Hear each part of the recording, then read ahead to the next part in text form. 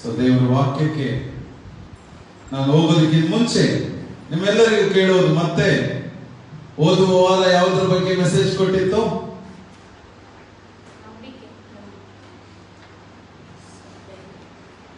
ಡೌಟಾ? ನಂಬಿಕೆ ಜೋರಾಗಿ ಹೇಳ್ಬೋದಲ್ಲ, ನಂಬಿಕೆಯ ಬಗ್ಗೆ. ಸೊ ನಾನು ಒಬ್ರು ಸಕ್ಸಸ್ ಆಗಬೇಕಾದ್ರೆ, ಒಬ್ರು ಸಾಧನೆ ಮಾಡಬೇಕಾದ್ರೆ ಯೇಸುವಿನಲ್ಲಿ ನಂಬಿಕೆಯಿಂದ ಇರುವಂತದ್ದು ತುಂಬಾ ಮುಖ್ಯ ಅಂತ ನಾನು ಹೇಳಿದ್ದೆ. ಆತನಲ್ಲಿ ನಂಬಿಕೆಯಿಂದ ಇದ್ದು ನಾವು ಆತನಲ್ಲಿ ಬೇಡಿಕೊಳ್ಳುವಾಗ ಆತನು ನಮ್ಮನ್ನು ಆಶೀರ್ವಾದಿಸಿ ನಮ್ಮನ್ನು ನಮ್ಮ ಆಸೆಗಳನ್ನು ನೆರವೇರಿಸ್ತಾನೆ ಅಂತ ಹೇಳಿ. ಸೊ ಸಕ್ಸಸ್ ಆಗಬೇಕಾದ್ರೆ, ಸಾಧನೆ ಮಾಡಬೇಕಂದ್ರೆ 7 ವೆಪನ್ಸ್ ಗಳನ್ನ ನಾನು ಹೇಳಿದ್ದೆ. ಒಂದು ನಂಬಿಕೆ, ಪ್ರಾರ್ಥನೆ, ಧೈರ್ಯ, ಕ್ರಿಯೆ, ಜ್ಞಾನ, ದೀನತೆ, ತಾಳ್ಮೆ. ಈ 7 ವೆಪನ್ಸ್ ಅಂದ್ರೆ ಈ 7 ಆಯುಧಗಳು ನಾವು ಧರಿಸಿಕೊಂಡು ಯೇಸುವಿನ ಹಿಂದೆ ಹೋಗುವಾಗ ನಾವು ನಮ್ಮ ಜೀವಿತದಲ್ಲಿ ಸಾಧನೆ ಮಾಡುವುದಕ್ಕೆ ಸಾಧ್ಯ. ನನ್ನ ಪ್ರೀತಿಯ ವಿಶ್ವಾಸಿಗಳೇ, ನನ್ನ ಸಹೋದರ ಸಹೋದರಿಯರೇ, ಇದನ್ನು ಬಿಟ್ಟು ನಾವು ಸಾಧನೆ ಮಾಡೋದಕ್ಕಾಗೋದಿಲ್ಲ. ನಾನು ಮತ್ತೆ ಯಾಕೆಂದ್ರೆ ಈ ವಾಕ್ಯ ನಾನು ಇನ್ನೂ 6 ವಾರ ಇನ್ನೊಂದು 5 ವಾರ ಒಂದೊಂದು ವೆಪನ್ಸ್ ಅಂದ್ರೆ ಒಂದೊಂದು ಆಯುಧ ಬಗ್ಗೆ ಕೊಡುವಂತದ್ದಾಗಿದೆ. ಈ ಸಕ್ಸಸ್ ಎಂಬುದು ಕಂಟಿನ್ಯೂ, ಸಾಧನೆ ಮಾಡುವುದಕ್ಕೆ ಕಂಟಿನ್ಯೂ ಬೇಕಾದಂತ ಆಯುಧಗಳ ಬಗ್ಗೆ ನಾನು ಒಂದೊಂದು ವಾರ ಹೇಳುತ್ತೇನೆ ಅಂತ ಹೇಳಿದ್ದೇನೆ. ಸೊ ಈಗ ಎರಡನೇ ಆಯುಧ ಪ್ರಾರ್ಥನೆ. ಹಲ್ಲೆಲೂಯ, ಪ್ರಾರ್ಥನೆ. ಈ ಪ್ರಾರ್ಥನೆಯ ಬಗ್ಗೆ ಈಗ ನಾನು ಸಂದೇಶವನ್ನು ಕೊಡುವುದಕ್ಕೆ ಹೋಗುತ್ತಿದ್ದೇನೆ. ಹಲ್ಲೆಲೂಯ. ಸೊ ಪ್ರಾರ್ಥನೆ, prayer is the key to success. Prayer is the key to success. ಪ್ರಾರ್ಥನೆ ಎಂಬುದು ನಮ್ಮ ಸಾಧನೆ ಮಾಡುವುದಕ್ಕೆ ಒಂದು ಏನಾಗಿದೆ, ಬೀಗ, ಕೀ. ಅದು ಸಾಧನೆ ಮಾಡುವುದಕ್ಕೆ ಪ್ರಾರ್ಥನೆ ಎಂಬುದು ಅಷ್ಟೇ ಮುಖ್ಯ. ಈಗ ಒಂದು ವಾರ ನಂಬಿಕೆಯಿಂದ ನಾವು ಹೇಗೆ ಬರುವುದು, ಸಾಧನೆ ಮಾಡುವುದಕ್ಕೆ ನಂಬಿಕೆ ಎಷ್ಟು ಮುಖ್ಯ ಅಂತ ಹೇಳಿದ್ನೋ ಅದೇ ನಂಬಿಕೆಯಿಂದ ಪ್ರಾರ್ಥನೆ ಮಾಡುವುದು ಅಷ್ಟೇ ಮುಖ್ಯ. ಆ ನಂಬಿಕೆಯಿಂದ ಪ್ರಾರ್ಥನೆ ಮಾಡಿ ನಾವು ಕೇಳಿಕೊಳ್ಳುವಾಗ ದೇವರು ನಮ್ಮ ಕೂಗನ್ನು ಕೇಳಿ, ನಮ್ಮ ಹೃದಯದ ಆಳದ ಒಂದು ಕೂಗನ್ನು ಕೇಳಿ ಆಶೀರ್ವಾದಿಸುವವನಾಗ್ತಾನೆ. ಹಲ್ಲೆಲೂಯ. ಸೊ ಎರಡನೇ ಆಯುಧ ಇದು. ಸೊ ಪ್ರಾರ್ಥನೆ ಅಂದ್ರೆ ಏನು? ನಿಮಗೆ ಗೊತ್ತಿರೋರು ಏನಾದ್ರೂ ಹೇಳ್ಬೋದು. ಪ್ರಾರ್ಥನೆ ಅಂದರೆ ಏನು ಅಂತ ನೀವು ತಿಳ್ಕೊಂಡಿದ್ದೀರಿ.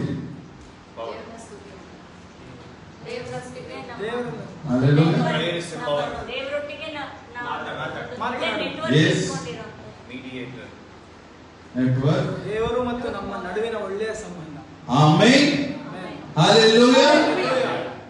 ಹೊಸದಾಗಿ ಬರ್ತಾ ಇರೋರಿಗೇನೆ ಒಳ್ಳೊಳ್ಳೆ ಅದು ಇದು ಕೊಡ್ತಾರೆ. ದೇವರು ಒಳ್ಳೆ ರೀತಿಯಲ್ಲಿ ಮಾತನಾಡ್ತಾ ಇರ್ತಾರೆ. ನಮ್ಮ ಜೇಮ್ಸ್ ಆಲ್ಬರ್ಟ್ ಹೇಳ್ತಾರೆ, ಸಂಬಂಧ, ನೆಟ್ವರ್ಕ್, ಸ್ತುತಿ, ಆರಾಧನೆ. ಹೌದು, ಈ ರೀತಿಯಾಗಿ ದೇವರೊಟ್ಟಿಗೆ ಪ್ರಾರ್ಥನೆಯಿಂದ ನಮ್ಮ ಸಂಬಂಧವು ಹತ್ತಿರವಾಗುತ್ತದೆ ನನ್ನ ಪ್ರೀತಿಯ ವಿಶ್ವಾಸಿಗಳೇ. ಯಾಕಂತ ಹೇಳಿದ್ರೆ ನಿಮ್ಗೆಲ್ಲ ಗೊತ್ತಿರುವ ಹಾಗೆ ನಾವು ಯೇಸುವಿನಲ್ಲಿ ಒಂದು ವಾರಕ್ಕೆ ಒಂದು ಸಭೆಗೆ ಬಂದು ಚರ್ಚಿಗೆ ಮಾತ್ರ ಬಂದು ಹೋಗುವಂಥದ್ದು, ಬುಧವಾರ ಕಾಟೇಜ್ ಮೀಟಿಂಗ್ ಅಟೆಂಡ್ ಆಗುವಂಥದ್ದು, ಮತ್ತೆ ಯಾವಾಗಲೂ ಒಂದು ರೀತಿ ಪ್ರಾರ್ಥನೆ ಮಾಡಿ ಹೋಗೋದಾದ್ರೆ ನಮ್ಮ ಸಂಬಂಧವು ಯೇಸು ಕ್ರಿಸ್ತನಲ್ಲಿ, ದೇವರಲ್ಲಿ, ಪರಿಶುದ್ಧಾತ್ಮನಲ್ಲಿ ಸಂಬಂಧ ರೂಪವಾಗಿ ಮಾರ್ಪಡುವುದಿಲ್ಲ. ಅದು ಒಂದು ಸುಮ್ಮನೆ ಒಂದು, ಈಗ ನಾವು ಎಕ್ಸಾಂಪಲ್ ಆಗಿ ನಿಮ್ಮ ಬೀದಿಯಲ್ಲೇ ಅಕ್ಕಪಕ್ಕದ ಮನೆಯವರು ಇರ್ಬೋದು. ಈಗಂತೂ ಅಪಾರ್ಟ್ಮೆಂಟ್ಸ್ ಎಲ್ಲ ಸುಮಾರು ಬಂದಿದೆ. ಅಲ್ಲಿ ಒಳಗಡೆ ಹೋದ್ರೆ ಯಾರು ಹೊರಗಡೆ ಬರಲ್ಲ. ಅಕಸ್ಮಾತ್ ಅಕ್ಕಪಕ್ಕದಲ್ಲಿ ಇರೋರು 10 ವರ್ಷ, 5 ವರ್ಷ, 10 ವರ್ಷ, 15 ವರ್ಷ ಇದ್ರೂ ಸಹ ಒಬ್ಬರಿಗೊಬ್ರು ಮಾತನಾಡೋದಿಲ್ಲ, ಸಂಬಂಧ ಇರೋದಿಲ್ಲ. ಯಾಕೆ? ಅವ್ರು ನೋಡ್ತಾರೆ, ಅಕಸ್ಮಾತ್ 1 ವರ್ಷ ಆದ್ಮೇಲೆ ನೋಡಿದ್ರೆ ಒಂದೇ ಒಂದು ಸ್ಮೈಲ್ ಮಾಡ್ಬೋದು, ಅಲ್ಲೋ ಹಾಯ್ ಅಂತ ಹೇಳ್ಬೋದು. ಕೆಲವರು ಇನ್ನೊಂದು ಸ್ವಲ್ಪ ಹೋಗಿ ಒಂದ್ ಸ್ವಲ್ಪ ಮಾತಾಡ್ಸ್ಬೋದು, ಹೇಗಿದ್ದೀರಾ ಏನು. ಹಾಗೆ ನಿಮ್ಮ ಆಫೀಸಲ್ಲಿ, ನಿಮ್ಮ ಬಿಸ್ನೆಸ್ ಮಾಡುವ ಜಾಗದಲ್ಲಿ, ಅಥವಾ ಈ ಒಂದು ಸಭೆ ಪ್ರಾರ್ಥನೆಯ ಜಾಗದಲ್ಲಿ ಆಗಲಿ, ನೀವು ಬಂದು ಒಬ್ಬರನ್ನೊಬ್ಬರು ನೀವು ಪೂರ್ಣವಾಗಿ ಮಾತಾಡ್ತಾ ಮಾತಾಡ್ತಾ ಅವರಲ್ಲಿ ಹೋಗದೇ ಇದ್ದಾಗ ಆ ಸಂಬಂಧ ಆಳವಾಗಿ ಹೋಗೋದಿಲ್ಲ. ಸ್ವಲ್ಪ ಹಾಯ್ ಹೇಗಿದ್ದೀರಾ ಏನಿದ್ರೆ ಅಷ್ಟೇ ಇರುತ್ತೆ. ಅವಾಗ ನಿಮ್ಮ ಸಂಬಂಧ ತುಂಬಾ ಆಗಿರುತ್ತೆ ಅವ್ರ ಜೊತೆಗೆ, ನಿಮ್ಮ ಅಕ್ಕಪಕ್ಕದ ಮನೆಯವ್ರ ಜೊತೆಗಾಗ್ಲಿ, ನಿಮ್ಮ ಆಫೀಸಲ್ಲಿ ಕೊಲೀಗ್ ಅವ್ರ ಜೊತೆ ಆಗ್ಲಿ, ಬಿಸ್ನೆಸ್, ನೀವು ಯಾವಾಗ ಅವ್ರ ಜೊತೆಗೆ ತುಂಬಾ ಮನ ಬಿಚ್ಚಿ, ತುಂಬಾ ಮನಸ್ಸೆಲ್ಲ ಬಿಚ್ಚಿ ನೀವು ಕಷ್ಟ ಸುಖಗಳನ್ನೆಲ್ಲ ಹೇಳ್ಕೊಳ್ತಾ, ಅವ್ರ ಕಷ್ಟ ಅವ್ರ ಸುಖ ನಿಮ್ಗೆ ಹೇಳ್ಕೊಳ್ತಾ, ಅವರು ಸಹ ಮನಸ್ಸು ಬಿಚ್ಚಿ ನಿಮ್ ಜೊತೆಗೆ ಮಾತಾಡ್ತಾ ನೀವು ಮಾತನಾಡ್ಬೇಕಾದ್ರೆ ನೀವು ಒಬ್ರಿಗೊಬ್ರು ಏನಾಗ್ತೀವಿ, ಕ್ಲೋಸ್ ಆಗ್ತೀವಿ. ಕ್ಲೋಸ್ ಆಗಿ ಹೌದಾ ಹಾಗಾದ್ರೆ ಆ ಕ್ಲೋಸ್ನೆಸ್ ಆಗ್ತಾ ಆಗ್ತಾ ಆಗ್ತಾ ಕೆಲವು ಸಮಯ ಅವ್ರು ನಿಮ್ಗೆ ಸಹಾಯ ಮಾಡ್ಬೋದು, ದುಡ್ಡಿನ ಸಹಾಯ ಮಾಡ್ಬೋದು, ಅಥವಾ ಇನ್ಯಾವುದೋ ರೀತಿಯಲ್ಲಿ ಸಹಾಯ ಮಾಡ್ಬೋದು. ಈ ರೀತಿಯಾಗಿ ಪ್ರತಿಯೊಬ್ಬರಿಗೂ ನಮ್ಮ ಒಂದು ಸಂಬಂಧ ಬೆಳೆಯುತ್ತದೆ. ಅದೇ ರೀತಿಯಲ್ಲಿ ದೇವರೊಟ್ಟಿಗೆ ನಾವು ಭಾನುವಾರ ಮಾತ್ರ ಸಭೆಗೆ ಬಂದು, ಬುಧವಾರ ಮಾತ್ರ ಕಾಟೇಜ್ ಮೀಟಿಂಗ್ ಅಟೆಂಡ್ ಆಗಿ, ಅಥವಾ ಇನ್ನೆಲ್ಲೋ ಒಂದು 5 ನಿಮಿಷ hi God, hi Jesus, hello Holy Spirit ಅಂತ ಹೇಳ್ಬಿಟ್ಟು ಓ ದೇವರೇ ಅಂತ ಹೇಳ್ಬಿಟ್ಟು ಹೋದ್ರೆ ನಿಮ್ಮ ಸಂಬಂಧ ಆಳವಾಗಿ ಬೆಳೆಯುವುದಿಲ್ಲ. ಹಲ್ಲೆಲೂಯಾ. ನಿಮ್ಮ ಸಂಬಂಧ ಆಳವಾಗುವುದಿಲ್ಲ.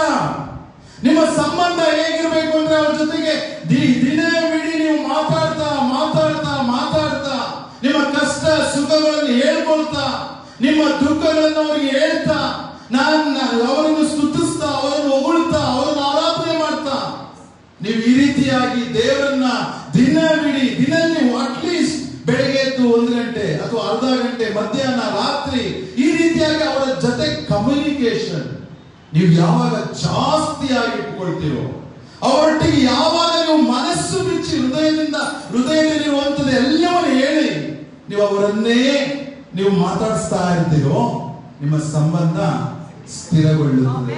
ಹಲ್ಲೆಲೂಯಾ. ಇಲ್ಲದೆ ಹೋದ್ರೆ ಆ ರೀತಿಯಾದ ಸಂಬಂಧ ಸ್ಥಿರಗೊಳ್ಳುವುದಿಲ್ಲ. ನೀವು ವರ್ಷಗಟ್ಟಲೆ ಇರ್ಬೋದು, 5 ವರ್ಷ ಸಭೆಗೆ ಬರ್ಬೋದು, 10 ವರ್ಷ ಬರ್ಬೋದು, 15 ವರ್ಷ ಬರ್ಬೋದು, ನಾನು ಇನ್ನು ಏನು ದೇವರಿಂದ ನನಗೆ ಸಿಕ್ಕಿಲ್ಲ ಅಂತ ಹೇಳಿದ್ರೆ ನೀವು ನೆನೆಸ್ಕೊಳ್ಳಿ, ನಿಮ್ಮ ಸಂಬಂಧ ಇನ್ನೂ ಸ್ಥಿರವಾಗಿಲ್ಲ ಅಂತ ಹೇಳಿ. ಹಲ್ಲೆಲೂಯಾ. ನೀವು ಇನ್ನೂ ಮನ ಬಿಚ್ಚಿ ದೇವರನ್ನು ಆರಾಧಿಸ್ತಾ ಇಲ್ಲ. ಮನಸ್ಸಲ್ಲಿರುವಂಥದ್ದು, ಹೃದಯದಲ್ಲಿರುವಂಥದ್ದು ದೇವರ ಬೆಳೆಯಲ್ಲಿ ಹೇಳಿಕೊಂಡು ಹಂಚಿಕೊಂಡು ಅವರನ್ನು ಕೇಳಿಕೊಳ್ಳುತ್ತಿಲ್ಲ ಅಂತ ಹೇಳಿ, ಅವರ ಜೊತೆಗೆ ಪ್ರಾಪರ್ ಕಮ್ಯುನಿಕೇಶನ್ ಇಲ್ಲ ಅಂತ ಹೇಳಿ. ಅರ್ಥ ಆಗ್ತಿದೆಯಾ? ಸೊ ಈ ರೀತಿಯಾಗಿರ್ಬೇಕಾದ್ರೆ ಪ್ರಾರ್ಥನೆ ಎಂದರೆ ನಮಗೂ ದೇವರಿಗಿರುವ ಸಂಬಂಧ. ನನ್ನ ಪ್ರೀತಿಯ ವಿಶ್ವಾಸಿ, ಆ ಸಂಬಂಧದಲ್ಲಿ ನಾವು ಎಷ್ಟು ಗಟ್ಟಿಯಾಗಿದ್ದೇವೆ ಎಂಬುದಂತೂ ಮುಖ್ಯ. ಆ ಸಂಬಂಧದಲ್ಲಿ ನಾವು ಅವರಿಂದ ಹೇಗೆ ಸಹಾಯ ಪಡೆಯುತ್ತೇವೆ ಎಂಬುದಂತೂ ಮುಖ್ಯ.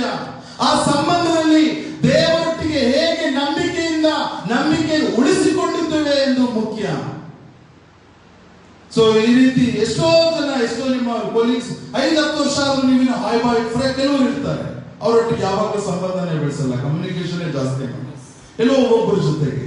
ಸೊ ಆದ್ರಿಂದ ನಾವು ದೇವರೊಟ್ಟಿಗೆ ನಿಕಟವಾದ ಸಂಪರ್ಕ, ನಿಕಟವಾದ ಸಂಬಂಧ ನಾವು ಇಟ್ಕೊಳ್ಬೇಕು.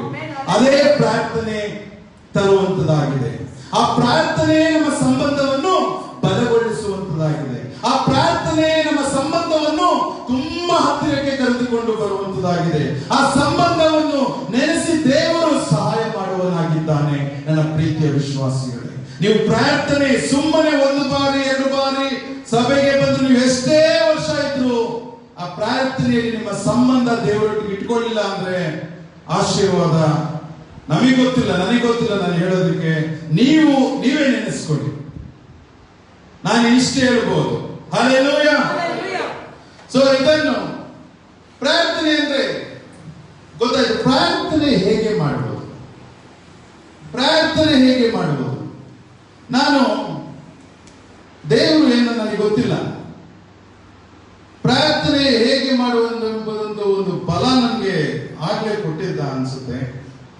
ಸೊ ನಾನು ಪೆಂಟಿಕೋಸ್ಟಲ್ ಅಂದ್ರೆ ನಮ್ಮ ರೀತಿಯಾದ ಪ್ರೊಟೆಸ್ಟೆಂಟ್ ಚರ್ಚ್, ಪೆಂಟಿಕೋಸ್ಟಲ್ ಚರ್ಚ್ ಅಲ್ಲಿ ಎಷ್ಟೋ ಈಗ ನಾವೆಲ್ಲ ಪ್ರಾರ್ಥನೆ ಮಾಡ್ತೇವೆ. ಹಲ್ಲೆಲೂಯಾ ಹಲ್ಲೆಲೂಯಾ ಆಮೆನ್ ಆಮೆನ್ ಸ್ತೋತ್ರ ಪ್ರೈಸ್ ಗಾಡ್ ಹಲ್ಲೆಲೂಯಾ ಸ್ತೋತ್ರ. ಸೊ ಈ ರೀತಿನೇ ಮಾಡ್ತಾ ನಾವೇನ್ ಮಾಡ್ತೀವಿ, ಸುಮಾರು ಆರಾಧನೆಯಲ್ಲಿ ಮುಗಿಸ್ಬಿಡ್ತೇವೆ.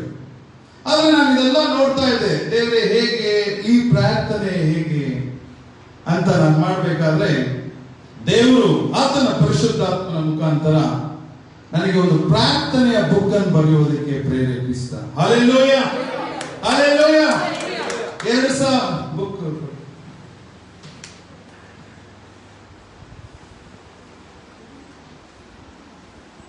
ನಾನು ಪ್ರಾರ್ಥನೆ ಹೇಗೆ ಮಾಡ್ಬೇಕಂತ ನಾನೇನ್ ಮಾಡಿದೆ, ಒಂದು ಪುಸ್ತಕ ಅಂದ್ರೆ ಒಂದು ಬುಕ್ ಅಂದ್ರೆ ನಾನು ಆಲ್ಮೋಸ್ಟ್ ಒಂದು 2002ನೇ ನಾನು ತುಂಬಾ ದೇವರಲ್ಲಿ ತುಂಬಾ ಆತನೊಟ್ಟಿಗೆ ನಾನು ಬಂದಾಗ ನಾನು ಪ್ರಾರ್ಥನೆ ಮಾಡ್ಕೊಂಡೇ ಬರ್ತಾ ಇದ್ದೆ 2001ರಿಂದ. ಸೊ ಅದಾದ್ಮೇಲೆ 2014ನೇ ಇಸ್ವಿಯಲ್ಲಿ ನಾನು ಒಂದು ಪ್ರೇಯರ್ ಬುಕ್ ಬರೆದೆ. ನೀವು ನೋಡ್ತಿದ್ದೀರಾ, ಕಾಣಿಸ್ತಿದ್ಯಾ? Do daily praise and prayer, you can see miracles in your life. ಸ್ತುತಿಸುವುದು ಮತ್ತು ಪ್ರಾರ್ಥಿಸುವುದು ಹೇಗೆ? ಪ್ರತಿ ದಿವಸ ಸ್ತುತಿಸಿ ಮತ್ತು ಪ್ರಾರ್ಥಿಸಿ ನಿಮ್ಮ ಜೀವಿತದಲ್ಲಿ ಅದ್ಭುತಗಳನ್ನು ನೋಡಿರಿ. ಅಂದ್ರೆ ದೇವರನ್ನು ನಾವು ಹೇಗೆ ಪ್ರಾರ್ಥನೆ ಮಾಡುವುದು? ಮೊದಲನೇದಾಗಿ ಹರ್ಷಿತಾ ಶಾರೋನ್ ಹೇಳಿದ ರೀತಿಯಲ್ಲಿ ಸ್ತುತಿ ನಾವು ಆತನಿಗೆ ಹೇಗೆ ಮಾಡುವಂಥದ್ದು ಅಂತ ಹೇಳಿ.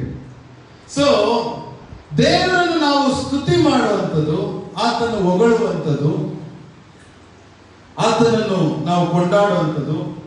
ಯಾಕಂದ್ರೆ ಆತನು ಭೂಲೋಕ ಪರಲೋಕ ಎಲ್ಲವನ್ನು ಸೃಷ್ಟಿ ಮಾಡಿದ ದೇವರು, ಸೂರ್ಯ ಚಂದ್ರ ನಕ್ಷತ್ರಗಳನ್ನು ಸೃಷ್ಟಿ ಮಾಡಿದ ದೇವರು. ಅದನ್ನೆನೆಸಿ ನಾವು ಆತನಿಗೆ ಸ್ತುತಿಸುವುದು. ಗಾಳಿ ಬೆಳಕು ನೀರನ್ನು ಸೃಷ್ಟಿ ಮಾಡಿದ ದೇವರನ್ನು ನಾವು ಸ್ತುತಿಸಿ ಮಾಡುವುದು. ಭೂಮಿ ಆಕಾಶದ ಸೃಷ್ಟಿ, ಈ ರೀತಿಯಾಗಿ ಈ ಭೂಲೋಕದಲ್ಲಿ ನನ್ನನ್ನು ಮನುಷ್ಯನನ್ನಾಗಿ ಸೃಷ್ಟಿಸಿ ನನಗೆ ಪ್ರತಿಯೊಂದನ್ನು ಕೊಟ್ಟು ಎಲ್ಲಾ ರೀತಿಯಲ್ಲಿ ನನ್ನನ್ನು ಆಶೀರ್ವಾದಿಸಿಕೊಂಡು ನಡೆಸುತ್ತಿರುವ ದೇವರೇ ನಿಮಗೆ ಸ್ತೋತ್ರ ಅಂತ ಹೇಳಿ, ಈ ರೀತಿಯಾಗಿ ಈ ಬುಕ್ ಅಲ್ಲಿ ನೀವೆಲ್ಲ ತೆಗೆದುಕೊಂಡು ಹೋಗ್ಬೇಕಾದ್ರೆ ದೇವರನ್ನು ಹೇಗೆ ಪ್ರಾರ್ಥನೆ ಮಾಡುವಂಥದ್ದು ಎಂಬುವಂಥದ್ದಿದೆ.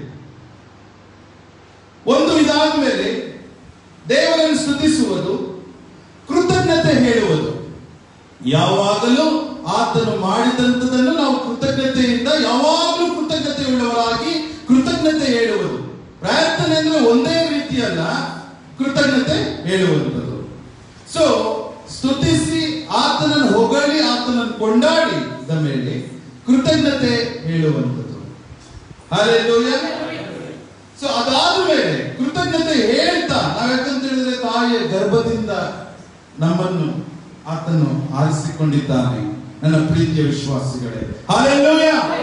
ತಾಯಿಯ ಗರ್ಭದಿಂದ ನಮ್ಮನ್ನು ಇಲ್ಲಿಯ ತನಕ ಕಾಯುತ್ತಿರುವುದರಿಂದ ನಾವು ಆತನಿಗೆ ಕೃತಜ್ಞತೆಗಳನ್ನು ಹೇಳುವಂತದ್ದಾಗಿದೆ.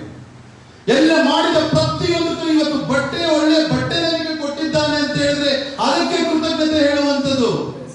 ನಾನು ಇವತ್ತು ವಾಚ್ ಹಾಕೊಂಡಿದ್ದೇನೆ, ನಾನು ಇವತ್ತು ಶೂ ಹಾಕೊಂಡಿದ್ದೇನೆ, ಒಳ್ಳೆ ರೀತಿಯಲ್ಲಿದ್ದೇನೆ, ಅದು ಕೃತಜ್ಞತೆ ಹೇಳುವಂಥದ್ದು.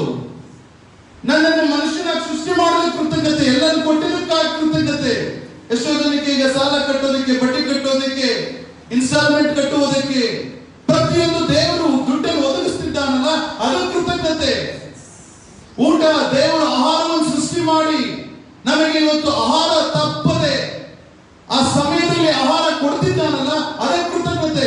ಮಕ್ಕಳು ಕೊಟ್ಟಿರೋದು ಕೃತಜ್ಞತೆ, ಹೆಂಡತಿ ಕೊಟ್ಟಿರುವುದು ಕೃತಜ್ಞತೆ, ಗಂಡ ಕೊಟ್ಟಿರುವುದಕ್ಕೆ ಕೃತಜ್ಞತೆ, ತಂದೆ ತಾಯಿಗಳನ್ನು ಕೊಟ್ಟು ಆಶೀರ್ವಾದಿಸುವುದಕ್ಕೆ ಕೃತಜ್ಞತೆ. ಈ ರೀತಿಯಾದ ಎಲ್ಲ ರೀತಿಯಲ್ಲಿ ನಿಮ್ಮ ಜೀವಿತದಲ್ಲಿ ಏನೆಲ್ಲ ಅದ್ಭುತಗಳನ್ನು ಮಾಡಿದ್ದಾನೋ ಅದೆಲ್ಲ ಹೇಳಿ ಕೃತಜ್ಞತೆ ಹೇಳುವುದು. ಮೂರನೆಯದಾಗಿ ಕ್ಷಮಾಪಣೆಯನ್ನು ನಾವು ಕೇಳುವಂಥದ್ದು. ಯಾಕಂದ್ರೆ ನಾವು ಯೇಸು ಕ್ರಿಸ್ತನು ಮಾತ್ರ ಒಬ್ಬನೇ ಪರಿಶುದ್ಧನು.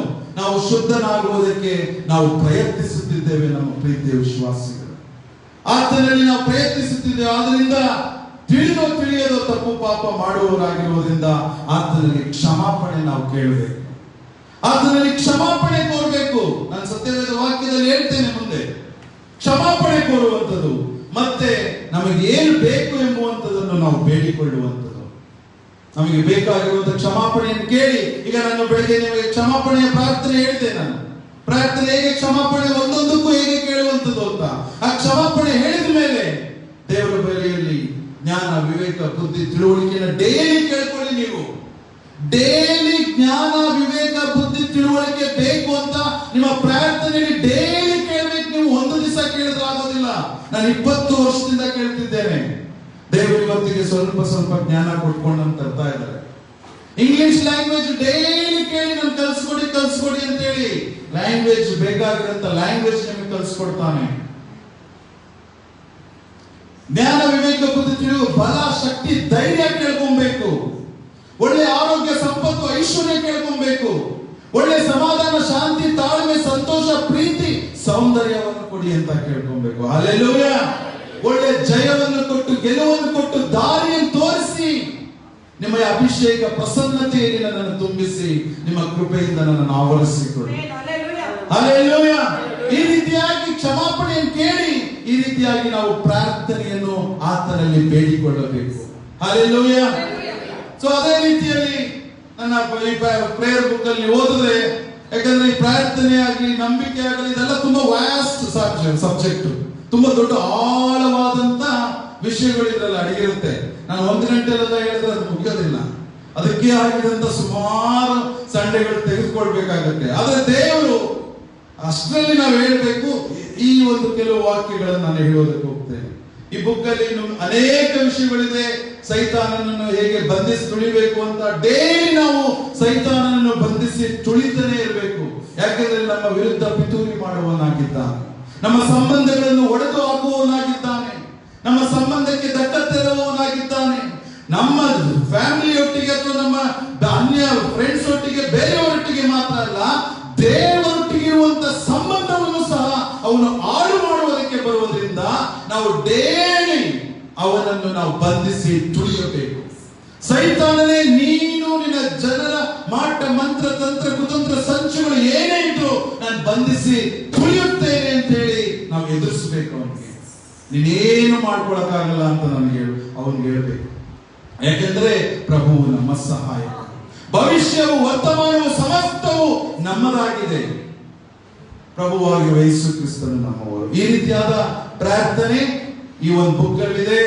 ಇನ್ನು ಅನೇಕ 2-3 ಪ್ರಾರ್ಥನೆಯೂ ಸಹ ಇದೆ. ಅದನ್ನು ನೀವು ಬುಕ್ ತೆಗೆದುಕೊಂಡು ಹೋಗಿ ಓದಿ ತಿಳ್ಕೊಳ್ಳಿ, ನಿಮ್ಗೆ ಗೊತ್ತಾಗುತ್ತೆ. ಸೊ ನಾವು ದೇವರ ವಾಕ್ಯದಲ್ಲಿ ಯಾವ ವಾಕ್ಯಗಳಿದೆ, ಹೇಗೆ ಎಂಬುವಂಥದ್ದು ಫಿಲಿಪ್ಪಿ 4ನೇ ಅಧ್ಯಾಯ 6ನೇ ಮತ್ತು 7ನೇ ವಾಕ್ಯವನ್ನು ನಾವು ನೋಡೋಣ.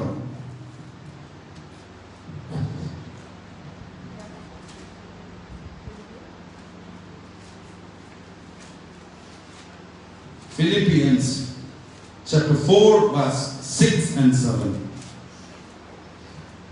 ಯಾವ ಸಂಬಂಧವಾಗಿಯೂ ಚಿಂತೆ ಮಾಡದೆ ಸರ್ವ ವಿಷಯದಲ್ಲಿ ದೇವರ ಮುಂದೆ ಕೃತಜ್ಞತಾ ಸ್ತುತಿಯನ್ನು, ಪ್ರಾರ್ಥನೆ, ವಿಜ್ಞಾಪನೆಗಳನ್ನು ಮಾಡುತ್ತಾ ನಿಮಗೆ ಬೇಕಾದದ್ದನ್ನು ತಿಳಿಯಪಡಿಸಿರಿ.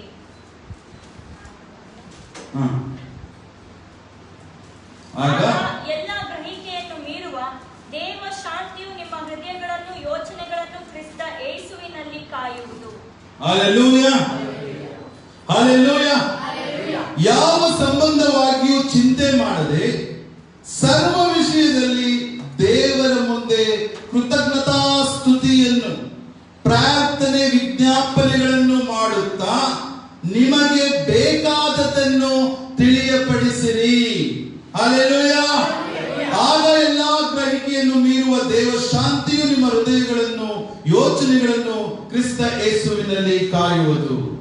ದೇವರು ನಾನು ಹೇಳಿದಂಗೆ ನೀವು ಕೃತಜ್ಞತಾ ಸ್ತುತಿ ಯಾವಾಗಲೂ ಹೇಳ್ತಾ ಇರಬೇಕು, ವಿಜ್ಞಾಪನೆ ನೀವು ಮಾಡ್ತಾ ಇರಬೇಕು, ಪ್ರಾರ್ಥನೆ ಮಾಡ್ತಾ ಇರಬೇಕಂತ ಹೇಳಿದ ಈ ಸತ್ಯವೇದ ವಾಕ್ಯದಲ್ಲಿ ನಾವೀಗ ನೋಡ್ತೇವೆ. ಫಿಲಿಪಿಯನ್ಸ್ 4, 6, 7. ಯಾವ ಸಂಬಂಧವಾಗಿಯೂ ನಾವು ಚಿಂತೆ ಮಾಡದೆ ಸರ್ವ ವಿಷಯದಲ್ಲಿ ದೇವರ ಮುಂದೆ ನಾವೇನ್ ಮಾಡ್ಬೇಕಂತೆ? ಕೃತಜ್ಞತಾ ಸ್ತುತಿ. ಕೃತಜ್ಞತೆಯಿಂದ ಆತನನ್ನು ನಾವು ಎಲ್ಲಾ ಕೃತಜ್ಞತೆಗಳನ್ನು ಹೇಳ್ತಾ, ಆತನನ್ನು ನಾವು ಸ್ತುತಿಸುತ್ತಾ, ನಮ್ಮ ಪ್ರಾರ್ಥನೆ, ವಿಜ್ಞಾಪನೆಗಳನ್ನು ಮಾಡುತ್ತಾ ನಿಮಗೆ ಬೇಕಾದದನ್ನು ದೇವರಿಗೆ ತಿಳಿಯಪಡಿಸಿರಿ. ಹಲ್ಲೆಲೂಯಾ. ನನ್ನ ಪ್ರೇಯರ್ ಬುಕ್, ನನಗೆ ಈ ವಾಕ್ಯ ನಾನು ಈಗ ನೋಡಿರುವಂತದ್ದು, ನನಗೆ ಈ ಬರೆಯೋದಕ್ಕಿಂತ ಈ ವಾಕ್ಯ ನೋಡೋದಕ್ಕಿಂತ ಮುಂಚೆ ಈ ಪ್ರಾರ್ಥನೆ ಬುಕ್ ಅನ್ನು ಬರೆದಿದ್ದೆ. ಹಲ್ಲೆಲೂಯಾ. ಆ ರೀತಿಯಾಗಿ ಕೃತಜ್ಞತಾ ಸ್ತುತಿಯೊಡನೆ ನಾವು ದೇವರಿಗೆ ನಾವು ಪ್ರತಿಯೊಂದರಲ್ಲೂ ಕೃತಜ್ಞತೆ ಉಳ್ಳವರಾಗಿರ್ರಿ. ಯಾಕಂದ್ರೆ ನೀವು ಫ್ರೆಂಡ್ಸ್ಗಾಗ್ಲಿ ಇನ್ನೊಬ್ರಿಗಾಗ್ಲಿ ಒಂದೇನಾದ್ರೂ ಹೆಲ್ಪ್ ಮಾಡಿ ನಾವೆಷ್ಟು ಥ್ಯಾಂಕ್ಸ್ ಅಂತ ಹೇಳ್ತೀವಿ, ಥ್ಯಾಂಕ್ ಯು ಅಂತ ಹೇಳ್ತೀವಿ. ಅಕಸ್ಮಾತ್ ಥ್ಯಾಂಕ್ ಯು ಅಂತ ಹೇಳಿಲ್ಲ ಅಂತ ಹೇಳಿದ್ರೆ ಅವನಿಗೆ ಕೋಪ. ನೋಡಿ, ಇಷ್ಟೆಲ್ಲ ಮಾಡಿದೆ ಒಂದು ಥ್ಯಾಂಕ್ಸ್ ಹೇಳಿಲ್ವಲ್ಲ ಅವನು ಅಂತ ಬೇಸರ ಮಾಡ್ಕೊಳ್ತಾರೆ ಇಲ್ವೋ? ಆಗ ನನ್ನ ತಂದೆ ಇಷ್ಟೆಲ್ಲ ನಮಗೆ ಅದ್ಭುತಗಳನ್ನು ನಡೆಸಿ ಈ ರೀತಿ ಎಲ್ಲ ಕಾದ್ಕೊಳ್ತಾ ನಮಗೆ ಬೇಕಾದದ್ದು ಎಲ್ಲವೂ ತಿಳಿಸ್ಕೊಡ್ತಾ ಇರೋಂತ ನನ್ನ ತಂದೆಗೆ ನಾವು ಒಂದು ಕೃತಜ್ಞತೆ ಹೇಳ್ತಾ ಇರಬಾರ್ದು? ಹೇಳಿ, ಹೇಳ್ಬೇಕು ಬೇಡವೋ? ಇಲ್ಲಿರಂತ ಸಾಮಾನ್ಯ ಮನುಷ್ಯ ಈ ರೀತಿ ಕೋಪ ಮಾಡ್ಕೋಬೋದ? ನನ್ನ ತಂದೆ ಕೋಪ ಮಾಡೋದಿಲ್ಲ, ಅದನ್ನು ನಮ್ಮನ್ನು ಬಿಡೋದಿಲ್ಲ. ಆದ್ರೂ ದುಃಖ, ನನ್ನ ಮಗಳಿಗೆ ಇಷ್ಟೆಲ್ಲ ಮಾಡಿದ್ದೀನಿ, ಒಂದು ಕೃತಜ್ಞತೆ ಹೇಳ್ಬೇಕು. ಅವ್ರಿಗೂ ಎಕ್ಸ್ಪೆಕ್ಟೇಷನ್ ಇರೋಲ್ಲ ದೇವರಿಗೆ ಇರುತ್ತೆ. ಆ ಕೃತಜ್ಞತಾ ಸ್ತುತಿ ಯಾವಾಗಲೂ ನೀವು ಮಾಡುವುದಾಗಿ ನೀವು ಡೈಲಿ ಮಾಡ್ತಾ ಇರಬೇಕು. ಅದಕ್ಕೆ ನಾವು ಹೊಗಳಂತದ್ದು ಮತ್ತು ಅದಾದ್ಮೇಲೆ ಕೃತಜ್ಞತೆ. ನಿಮಗೆ ಬೇಕಾದದನ್ನು ತಿಳಿಯಪಡಿಸಿರಿ ಅಂತ ಹೇಳ್ತಾನೆ ದೇವರು. ನಿಮ್ಗೆ ಏನೆಲ್ಲ ಬೇಕು ಅಂತ ಕೇಳ್ಕೊಳ್ಳಿ. ನೀವು ಅದಕ್ಕೆ ಅಂತ ಸಂಕೋಚ ಪಡುವಂಥದ್ದು ಬೇಡ. ನಿಮ್ಮ ಕ್ಲೋಸ್ ಫ್ರೆಂಡ್ ಹತ್ರ ಹೇಳ್ಕೊಳ್ದೇ ಇರೋಂಥ ವಿಷಯನೂ ನೀವು ದೇವ್ರ ಹತ್ರ ಹೇಳ್ಕೊಳ್ಳಿ. ಹಲ್ಲೆಲೂಯಾ. ಅದೇ ನಮ್ಮ ಕ್ಲೋಸ್ ಬಾಂಡೇಜ್ ದೇವರೊಟ್ಟಿಗೆ. ಅದೇ ಒಂದು ನಿಖರವಾದ ಸಂಬಂಧ ನಾವು ದೇವರೊಟ್ಟಿಗೆ ಇಟ್ಕೊಂಡಿರ್ಬೇಕು. ನಾವು ಈ ಲೋಕದಲ್ಲಿ ಯಾರ ಮುಂದೆ ಹಂಚಿಕೊಳ್ಳುವುದಕ್ಕಾಗೋದಿಲ್ಲ. ನನ್ನ ಹೆಂಡತಿ ಹತ್ರ ಇರ್ಬೋದು, ನನ್ನ ಮಕ್ಕಳ ಹತ್ರ ಇರ್ಬೋದು, ಅಥವಾ ಕ್ಲೋಸ್ ಫ್ರೆಂಡ್ ಅಂತ ಅನ್ಕೊಂಡಿರೋ ಅವನ ಹತ್ರನೂ ಹೇಳ್ಕೊಳ್ಳದೆ ಇರೋಂಥ ಚಿಂತೆ ಒಳಗಡೆ ಅಡಗಿರುತ್ತೆ. ಅಂಥದ್ದು ನನ್ನ ಒಂದು ಕ್ಲೋಸ್ ಫ್ರೆಂಡ್ ಆಗಿರುವ ಪರಲೋಕದಲ್ಲಿರುವ ದೇವರ ಬಳಿಯಲ್ಲಿ ಹೇಳಬೇಕು. ಯೇಸು ಕ್ರಿಸ್ತನ ಬಳಿಯಲ್ಲಿ ನಿಮ್ಮ ಚಿಂತೆಗಳನ್ನು ಶೇರ್ ಮಾಡಬೇಕು. ಆತ ಪ್ರಾರ್ಥನೆಯಲ್ಲಿ ನೀವು ಕೇಳಬೇಕು. ಅದೇ ಹೇಳ್ತಾ ಇರೋದು ದೇವರು. ನಿಮಗೆ ಬೇಕಾದದ್ದನ್ನು ತಿಳಿಯಪಡಿಸಿರಿ. ನಿಮ್ಗೆ ಏನ್ ಬೇಕು ಪ್ರತಿಯೊಂದನ್ನು ತಿಳಿಯಪಡಿಸಿ. ನಿಮ್ಗೆ ಏನೆಲ್ಲ ಬೇಕು ಅದನ್ನು ತಿಳಿಯಪಡಿಸಿ ಆತನು ನೆರವೇರಿಸುತ್ತಾನೆ. ಹಲ್ಲೆಲೂಯಾ. ಆಗ ಎಲ್ಲಾ ಗ್ರಹಿಕೆಯನ್ನು ಮೇಲುವ ದೇವಶಾಂತಿ ನಿಮ್ಮ ಹೃದಯಗಳನ್ನು, ಯೋಚನೆಗಳನ್ನು ಕ್ರಿಸ್ತ ಯೇಸುವಿನಲ್ಲಿ ಕಾಯುವುದು. ನೀವು ಈ ರೀತಿಯಾಗಿ ಕೃತಜ್ಞತೆ ಹೇಳ್ತಾ ಆತನಲ್ಲಿ ಭಿನ್ನ ಮಾಡ್ತಾ ಪ್ರಾರ್ಥನೆ ಮಾಡ್ತಾ ವಿಜ್ಞಾಪನೆ ಮಾಡ್ತಾ ಎಲ್ಲರೂ ಇದ್ದಾಗ ನಿಮಗೆ ದೇವಶಾಂತಿ ಉಂಟಾಗಿ ಕ್ರಿಸ್ತನಲ್ಲಿ ಕಾಯುತ್ತದಂತೆ. ಹಲ್ಲೆಲೂಯಾ. ಇದೆಲ್ಲವನ್ನು ನಿಮಗೆ ಕ್ರಿಸ್ತನಲ್ಲಿ ಕಾಯುವಂತದ್ದಾಗಿದೆ ನನ್ನ ಪ್ರೀತಿಯ ವಿಶ್ವಾಸಿಗಳೇ. ಸೊ ಆದ್ರಿಂದ ನಾನು ಈ ಸತ್ಯವೇದದಲ್ಲಿ ಈ ವಾಕ್ಯ ಹೇಳಿದ ಮೇಲೆ ಒಂದು 4 ಜನರ ಎಕ್ಸಾಂಪಲ್ ಕೊಡೋದಕ್ಕೆ ಹೋಗ್ಬೇಕು ಅನ್ಕೊಂಡಿದ್ದೇನೆ. ಯಾಕಂದ್ರೆ ಇವತ್ತು ತುಂಬಾ ಊಟ ಮಾಡ್ಬಿಟ್ಟಿದ್ದೀವಿ ನಿಮ್ಗೆಲ್ಲರಿಗೂ ಬಡಿಸೋದಕ್ಕೆ. ಆದ್ರೆ ಅಕಸ್ಮಾತ್ ಊಟ ತುಂಬಾ ಏನಾದ್ರೂ ನೀವು ಸಾಕು ಅನ್ಕೊಳ್ತೀವಿ ಹೇಳ್ಬಿಡ್ತೀವಿ ಅಂತ ಹೇಳಿ ಎಷ್ಟು ತುಂಬಾ ಊಟ ಮಾಡಿದ್ವಿ. ಕೆಲವು ಮನೇಲೆ ಇಟ್ಟು ಕೆಲವು ಮಾತ್ರ ತಗೊಂಡ್ಬರ್ತೀವಿ ಬಡಿಸೋದಕ್ಕೆ. ಹಲ್ಲೆಲೂಯಾ. ಸೊ 4 ದೇವರ ಒಂದು ಸತ್ಯವೇದದಲ್ಲಿ 4 ಜನರ ಒಂದು ಜೀವಿತದ ಒಂದು ಉದಾಹರಣೆಯಾಗಿ ಅವರು ಹೇಗೆ ಪ್ರಾರ್ಥನೆ ಮಾಡಿದ್ರು, ಆ ಪ್ರಾರ್ಥನೆಯಲ್ಲಿ ಹೇಗೆ ಅವರು ಬಲವನ್ನು ಹೊಂದಿಕೊಂಡ್ರು, ಹೇಗೆ ಸಾಧನೆ ಮಾಡಿದ್ರು ಅಂತೇಳಿ ನಾವು ಸತ್ಯವೇದದಲ್ಲಿ ವಾಕ್ಯದಲ್ಲಿ ಆದಿಕಾಂಡ 32ನೇ ಅಧ್ಯಾಯ 24ರಿಂದ ಓದ್ಬೇಕಾಗಿ ಕೇಳ್ಕೊಳ್ತೀನಿ.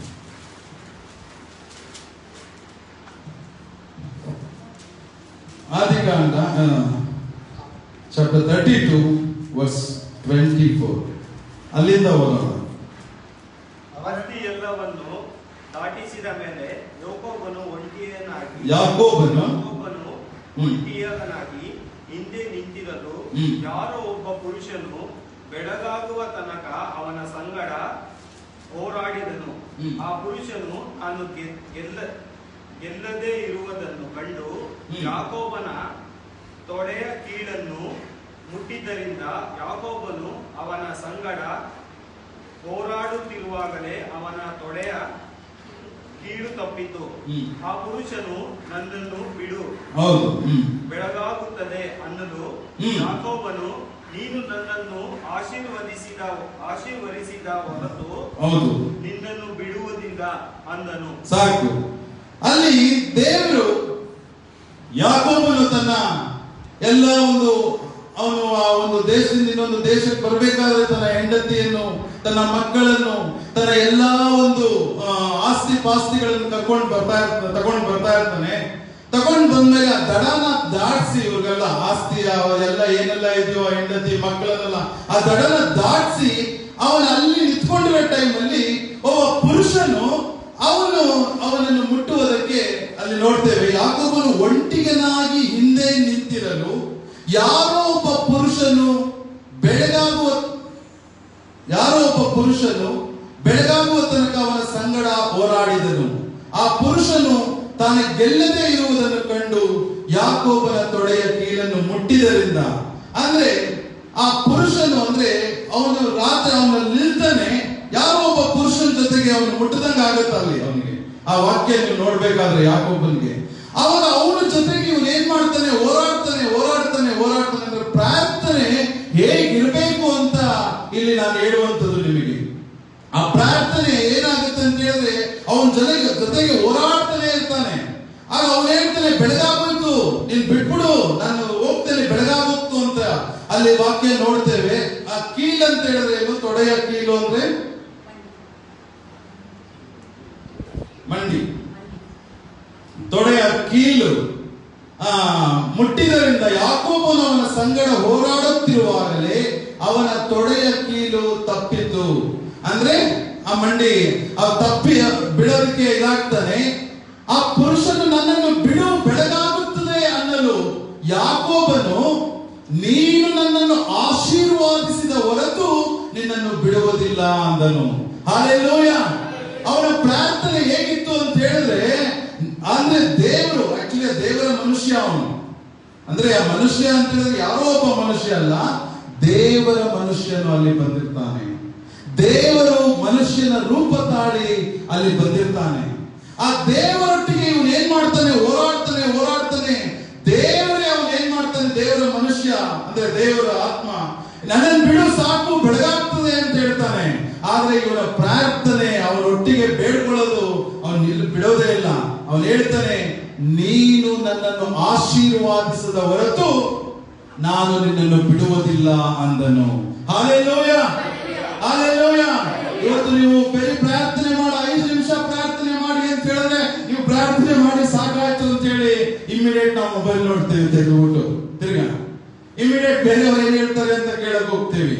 10 ನಿಮಿಷ 20 ನಿಮಿಷ ಅರ್ಧ ಗಂಟೆ ಮೋಸ್ಟ್ಲಿ ಪ್ರಾರ್ಥನೆ ಮಾಡ್ಬೋದು. ನಾವೇನಾಗ್ತೀವಿ, ಸುಸ್ತಾಗೋಯ್ತು ಅಂತ ಹೇಳಿ ನಾವು ಮತ್ತೆ ರೆಸ್ಟ್ ತಗೊಳಕ್ ಹೋಗ್ತೀವಿ.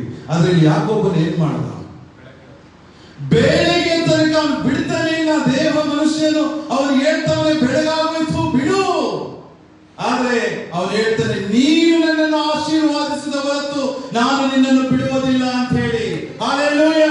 ನಿಮ್ಮ ಪ್ರಾರ್ಥನೆ ಹೇಗಿರ್ಬೇಕಂದ್ರೆ, ನೀವು ನನ್ನನ್ನು ಆಶೀರ್ವಾದಿಸುವ ಹೊರತು ನಾನು ನಿಮ್ಮನ್ನು ಬಿಡುವುದಿಲ್ಲ ನನ್ನ ದೇವರೇ ಅಂತೇಳಿ ನೀವು ಆತನೊಟ್ಟಿಗೆ ನೀವು ಆ ರೀತಿಯಾಗಿ ಆತನಲ್ಲಿ ಬೇಡ್ಕೊಳ್ತಾನೆ ಇರಬೇಕು, ಪ್ರಾರ್ಥನೆ ಮಾಡ್ತಾನೆ ಇರಬೇಕು ನನ್ನ ಪ್ರೀತಿಯ ವಿಶ್ವಾಸಿಗಳೇ. ಆಗ ಮಾತ್ರ ದೇವರು ನಿಮ್ಮನ್ನು ಆಶೀರ್ವಾದಿಸುವವನಾಗುತ್ತಾನೆ. ನೀವು ಅದು ಮುಂದೆ ಹಾಗೆ ಓದಿ. ಆ ಪುರುಷನು ನಿನ್ನ ಹೆಸರೇನು ಎಂದು ಕೇಳಿದ್ದಕ್ಕೆ ಅವನು ಯಾಕೋಬನು ಅಂದಾಗ ಅವನು ಯಾಕೋಬನಿಗೆ, ಇನ್ನು ಮೇಲೆ ನೀನು ಯಾಕೋಬನೆಂದೆನಿಸಿಕೊಳ್ಳುವುದಿಲ್ಲ, ದೇವರ ಸಂಗಡಲೂ ಮನುಷ್ಯರ ಸಂಗಡಲೂ ಹೋರಾಡಿ ಗೆದ್ದವನಾದ್ದರಿಂದ ನಿನಗೆ ಇಸ್ರಾಯೇಲ್ ಹೆಸರು ಉಂಟಾಗುವುದು ಎಂದು ಹೇಳಿದನು. ಹಲ್ಲೆಲೂಯ. ಯಾರ ಜೊತೆಗೆ ಅವನು ಹೋರಾಡಿದಂತೆ ನೆಕ್ಸ್ಟ್ ವಾಕ್ಯದಲ್ಲಿ ನಾವು ನೋಡ್ತೇವೆ. ಆ ಪುರುಷನು ನಿನ್ನ ಹೆಸರನ್ನು ಕೇಳಿದಕ್ಕೆ ಅಂದಾಗ ಅವನು ದೇವರ ಸಂಗಡಲು ಮನುಷ್ಯನ ಸಂಗಡಲು ಹೋರಾಡದಿಂದ ಯಾರೊಟ್ಟಿಗೆ ಅವನು ಹೋರಾಡಿದಂದ್ರೆ ದೇವರೊಟ್ಟಿಗೆ ಹೋರಾಡಿದನು. ಅವನು ಬೆಳಗಾದ್ರೂ ಸಹ ಬಿಡ್ತಾ ಇಲ್ಲ, ಆ ಮಂಡಿ ಮುಟ್ಟಿದ್ರು ಅವ್ನು ಬಿದ್ರು ಸಹ ಅವನು ಬಿಡ್ತಾ ಇಲ್ಲ. ಆದ್ರೆ ನೀವು ಯೋಚನೆ ಮಾಡಿ, ಆ ಪಿಕ್ಚರ್ ಅವನು ಬಿದ್ರು ಸಹ ದೇವೇ ನಿನ್ನನ್ನು ಬಿಡೋದಿಲ್ಲ ಅಂತೇಳಿ ಅವನು ದೇವರು ಬಿಡ್ತಾನೆ ಇಲ್ಲ. ನೀನ್ ನನ್ನನ್ನು ಆಶೀರ್ವಾದಿಸುವುದು ಹೊರತು ನಾನು ಬಿಡೋದೇ ಇಲ್ಲ ಅಂತ ಹೇಳಿ. ಆಗ ದೇವರು ನಾನು ಏನ್ ಮಾಡಿದ್ದೇನೆ, ದೇವರ ಸಂಗಡಲು ಮನುಷ್ಯ ಸಂಗಡ ಹೋರಾಡಿ ಗೆದ್ದವನಾದ್ರಿಂದ ನಿನಗೆ ಇಸ್ರೇಲ್ ಎಂದು ಹೆಸರುಂಟಾಗುವುದು. ಹಲ್ಲೆಲೂಯ. ಇಲ್ಲಿ ಎಷ್ಟೋ ಜನರಿಗೆ ಮೋಸ್ಟ್ಲಿ ನೀವೆಲ್ಲ ದೇವರೊಟ್ಟಿಗೆ ಪ್ರಾರ್ಥನೆ ಮಾಡಿದ್ದೀರಿ ಅನ್ಕೊಂಡಿದ್ದೀನಿ. ಆದ್ರಿಂದಲೇ ಇವತ್ತು ನಿಮ್ಮ ಹೆಸರುಗಳು ಸಹ ಬದಲಾಗಿದೆ. ಅಲ್ಲಿ ಹೇಗೆ ಯಾಕೋಬನಿಂದ ಇಸ್ರೇಲ್ ಅಂತ ಹೆಸರು ತಗೊಂಡು ಈಗ ನಿಮ್ಗೆ ಒಬ್ಬೊಬ್ಬರಿಗೆ ಇಟ್ಟಿರುವಂತದ ಹೆಸರು ಜೇಮ್ಸ್ ಆಲ್ಬರ್ಟ್ ಆಗ್ಲಿ, ಆಕಾಶ್ ಎಬಿನೇಜರ್ ಆಗ್ಲಿ, ಸಾಗರ್ ಕ್ರಿಸ್ಟೋಫರ್ ಆಗ್ಲಿ, ಡವಿಡ್ ಜೋಶುವಾ ಆಗ್ಲಿ, ಹರ್ಷಿತಾ ಶಾರೋನ್ ಆಗ್ಲಿ, ಈ ರೀತಿ ಚೇತನ್ ಬಾರ್ನಬಾ ಅಂತ ಆಗ್ಲಿ, ನಿಮ್ಮ ಹೆಸರುಗಳು ಚೇಂಜ್ ಆಗಿದೆ.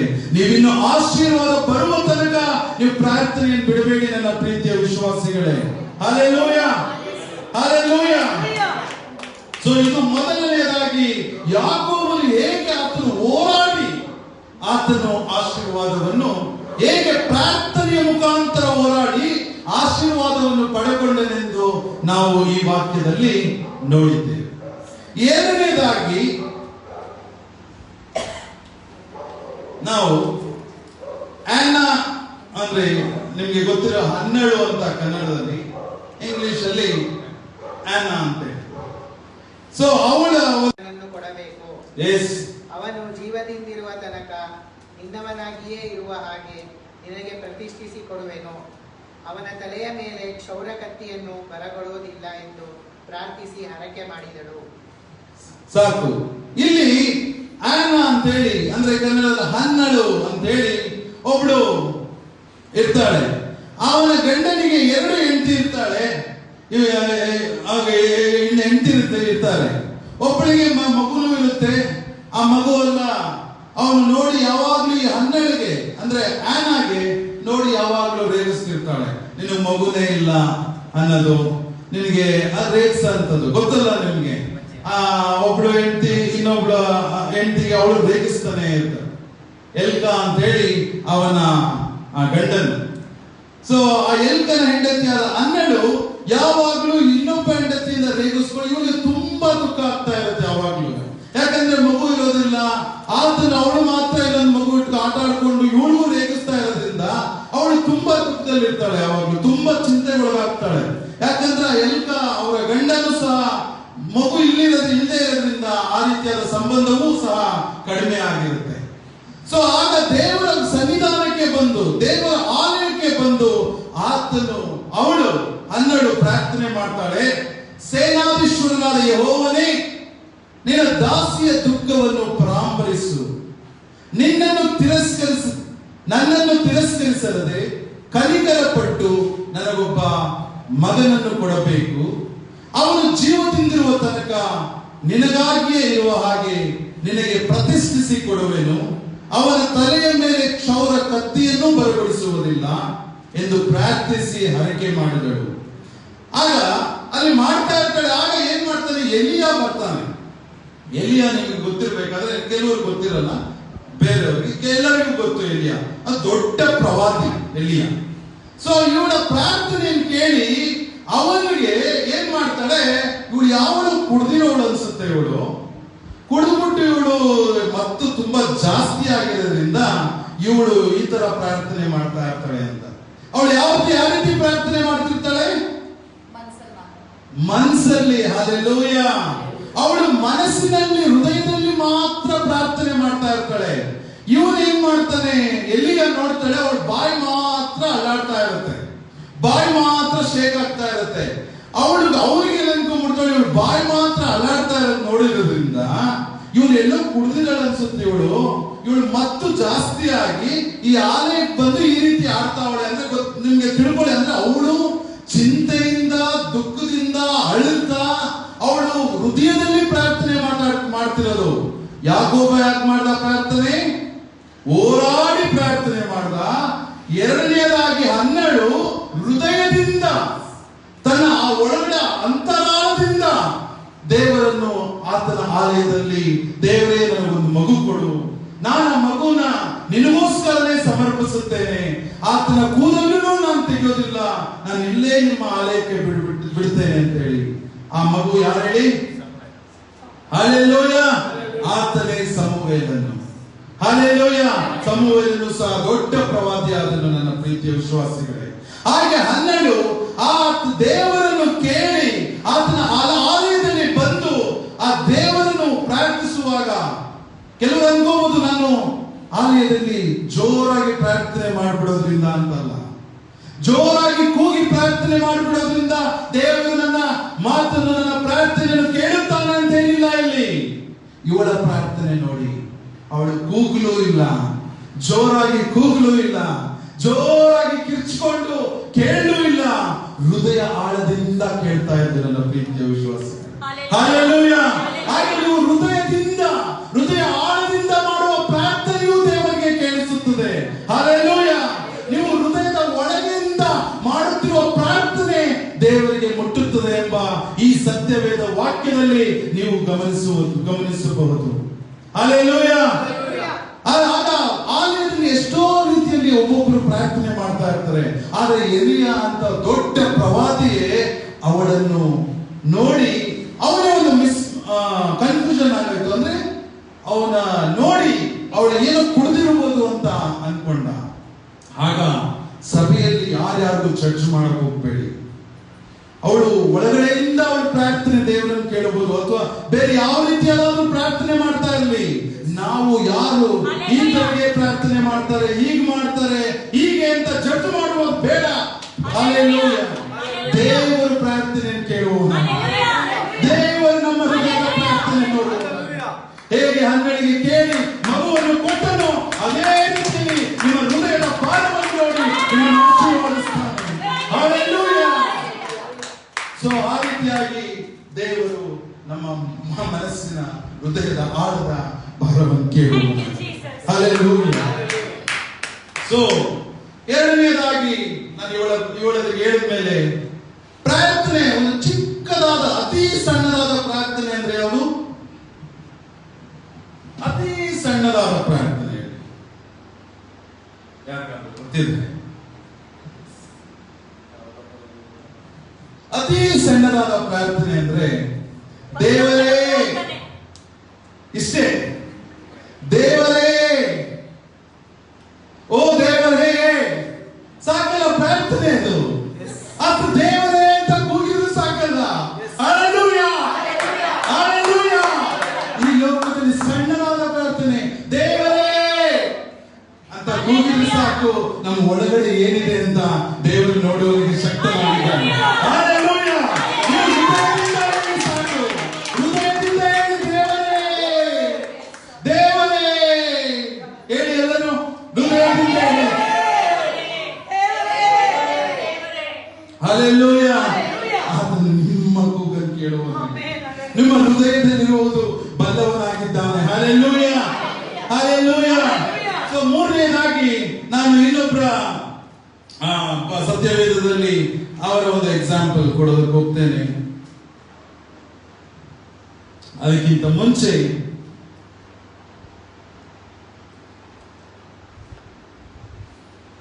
Matthew chapter 20 verse 30 to 34.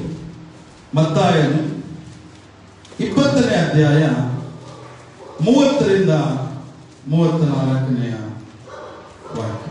ಆಗ ದಾರಿಯ ಮಗ್ಗುಲಲ್ಲಿ ಕೂತಿದ್ದ ಇಬ್ಬರು ಕುರುಡರು ಯೇಸು ಈ ಮಾರ್ಗವಾಗಿ ಹೋಗುತ್ತಿದ್ದಾನೆಂದು ಕೇಳಿ, ಸ್ವಾಮಿ, ದಾವೀದನ ಕುಮಾರನೇ, ನಮ್ಮನ್ನು ಕರುಣಿಸು ಎಂದು ಕೂಗಿಕೊಂಡರು.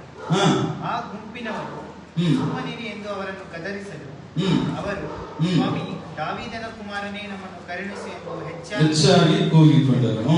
ಆಗ ಯೇಸು ನಿಂತು ಅವರನ್ನು ಕರೆದು, ನಾನು ನಿಮಗೆ ಏನು ಮಾಡಬೇಕೆಂದು ಕೋರುತ್ತೀರಿ ಎಂದು ಕೇಳಲು ಅವರು, ನಮ್ಮ ಕಣ್ಣುಗಳು ತೆರೆಯಲ್ಪಡಬೇಕು ಸ್ವಾಮಿ ಅಂದರು. ಇಲ್ಲಿ ನೀವೀಗ ಮೊದಲನೇದಾಗಿ ಯಾಕೋಬ ಅವನ ಪ್ರಾರ್ಥನೆ ದೇವರೊಟ್ಟಿಗೆ ಹೋರಾಡಿ ಮಾಡಿದ ಪ್ರಾರ್ಥನೆಯಾಗಿತ್ತು. ಎರಡನೆಯದಾಗಿ ಹನ್ನಳ ಪ್ರಾರ್ಥನೆ ಹೃದಯ ಆಳದಿಂದ ಮಾಡುವ ಪ್ರಾರ್ಥನೆ ಆಗಿತ್ತು. ಮೂರನೆಯದಾಗಿ ಈ ರೀತಿ ಒಬ್ಬ ಪ್ರಾರ್ಥನೆ ಮಾಡ್ತಾ ಇದ್ದಾನೆ. ಯೇಸು ಸ್ವಾಮಿ ಆತನು ಆ ದಾರಿಯ ಮಗ್ಗಲಲ್ಲಿ, ಅಂದ್ರೆ ಆ ದಾರಿಯ ಒಂದು ಸೈಡ್ ಅಲ್ಲಿ ಹೋಗ್ತಾ ಇರ್ಬೇಕಾದ್ರೆ ಅಲ್ಲಿ ಇಬ್ರು ಕುರುಡರು ಕೂತಿರ್ತಾರೆ.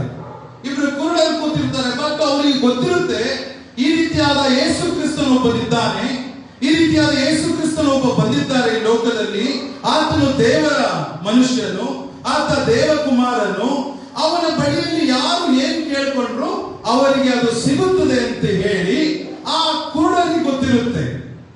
ಆ ಕುರುಡರಿಗೆ ಗೊತ್ತಾದಾಗ ಯಾರೋ ಮಾತಾಡ್ತಾ ಇರೋಂತ ಒಂದು ವಿಷಯನ ಅವರು ಕಿವಿಯಿಂದ ಕೇಳ್ತಾರೆ ಆ ಕುರುಡರು. ಅಂದ್ರೆ ಈಗ ಯೇಸು ಕ್ರಿಸ್ತನು ಈ ದಾರಿಯಲ್ಲಿ ಹೋಗ್ತಾ ಇರ್ತಾರೆ ಅಂತ ಹೇಳಿ.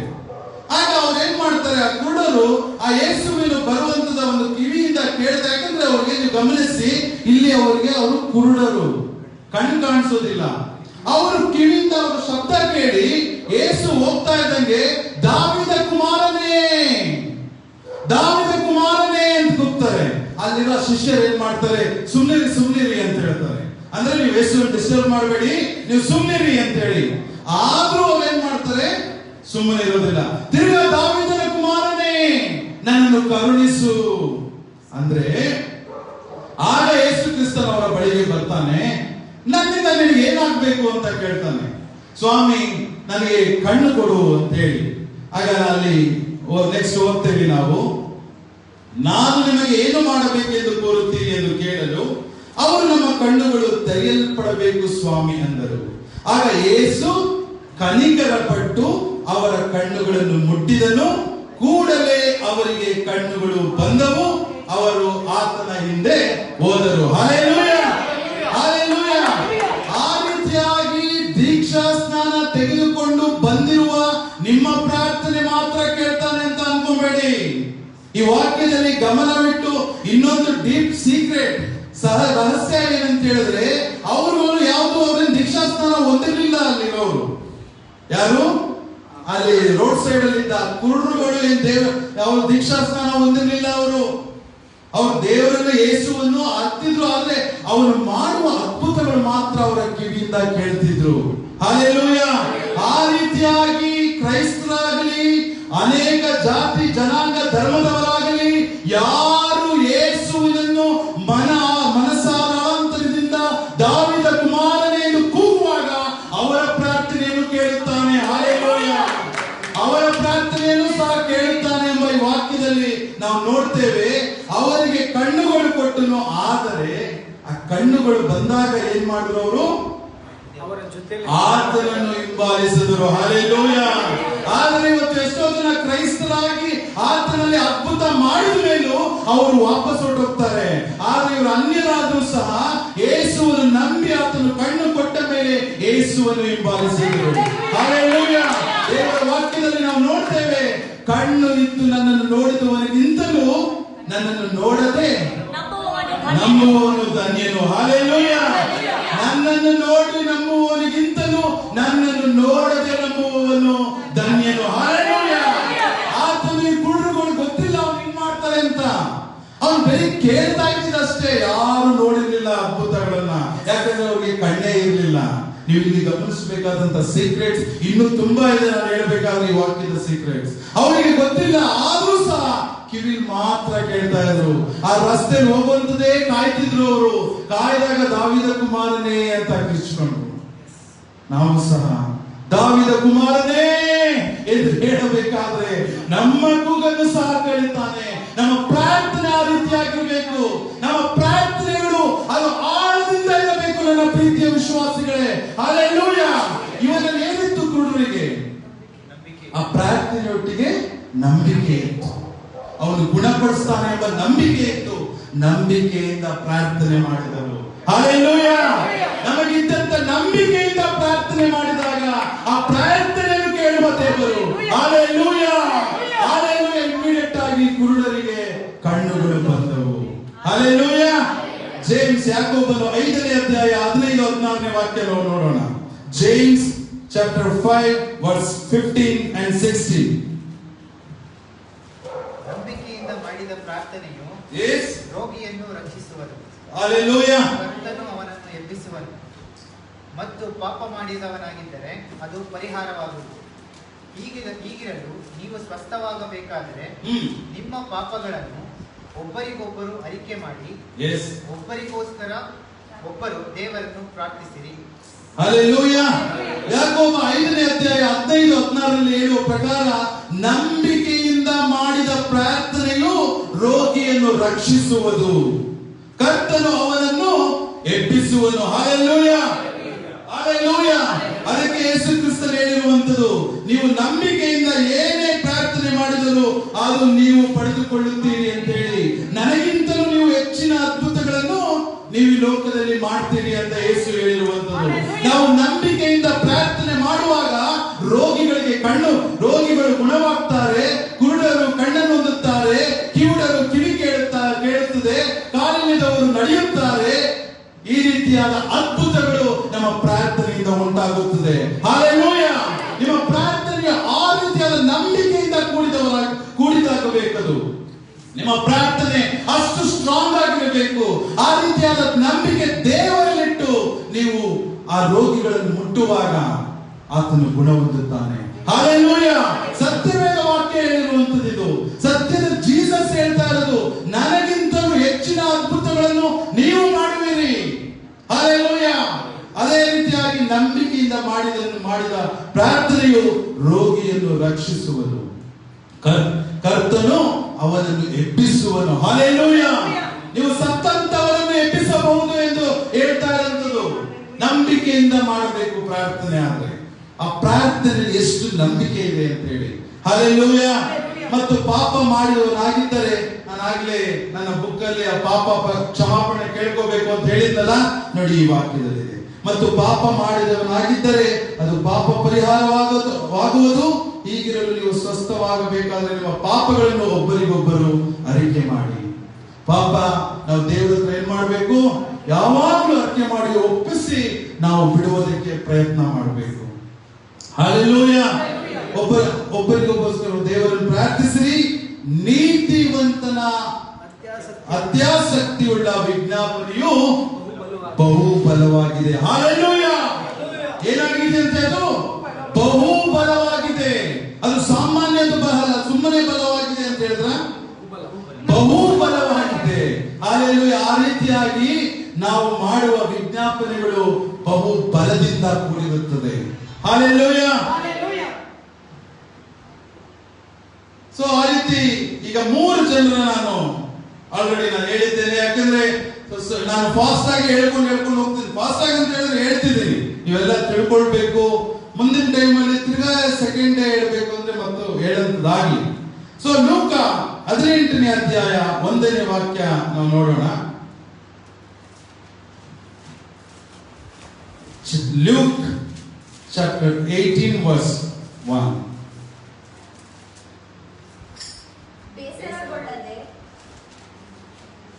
ಬೇಸರಗೊಳ್ಳದೆ ಯಾವಾಗಲೂ ಪ್ರಾರ್ಥನೆ ಮಾಡುತ್ತಿರಬೇಕೆಂಬುದಕ್ಕೆ ಆತನು ಅವರಿಗೆ ಒಂದು ಸಾಮ್ಯವನ್ನು ಹೇಳಿದನು.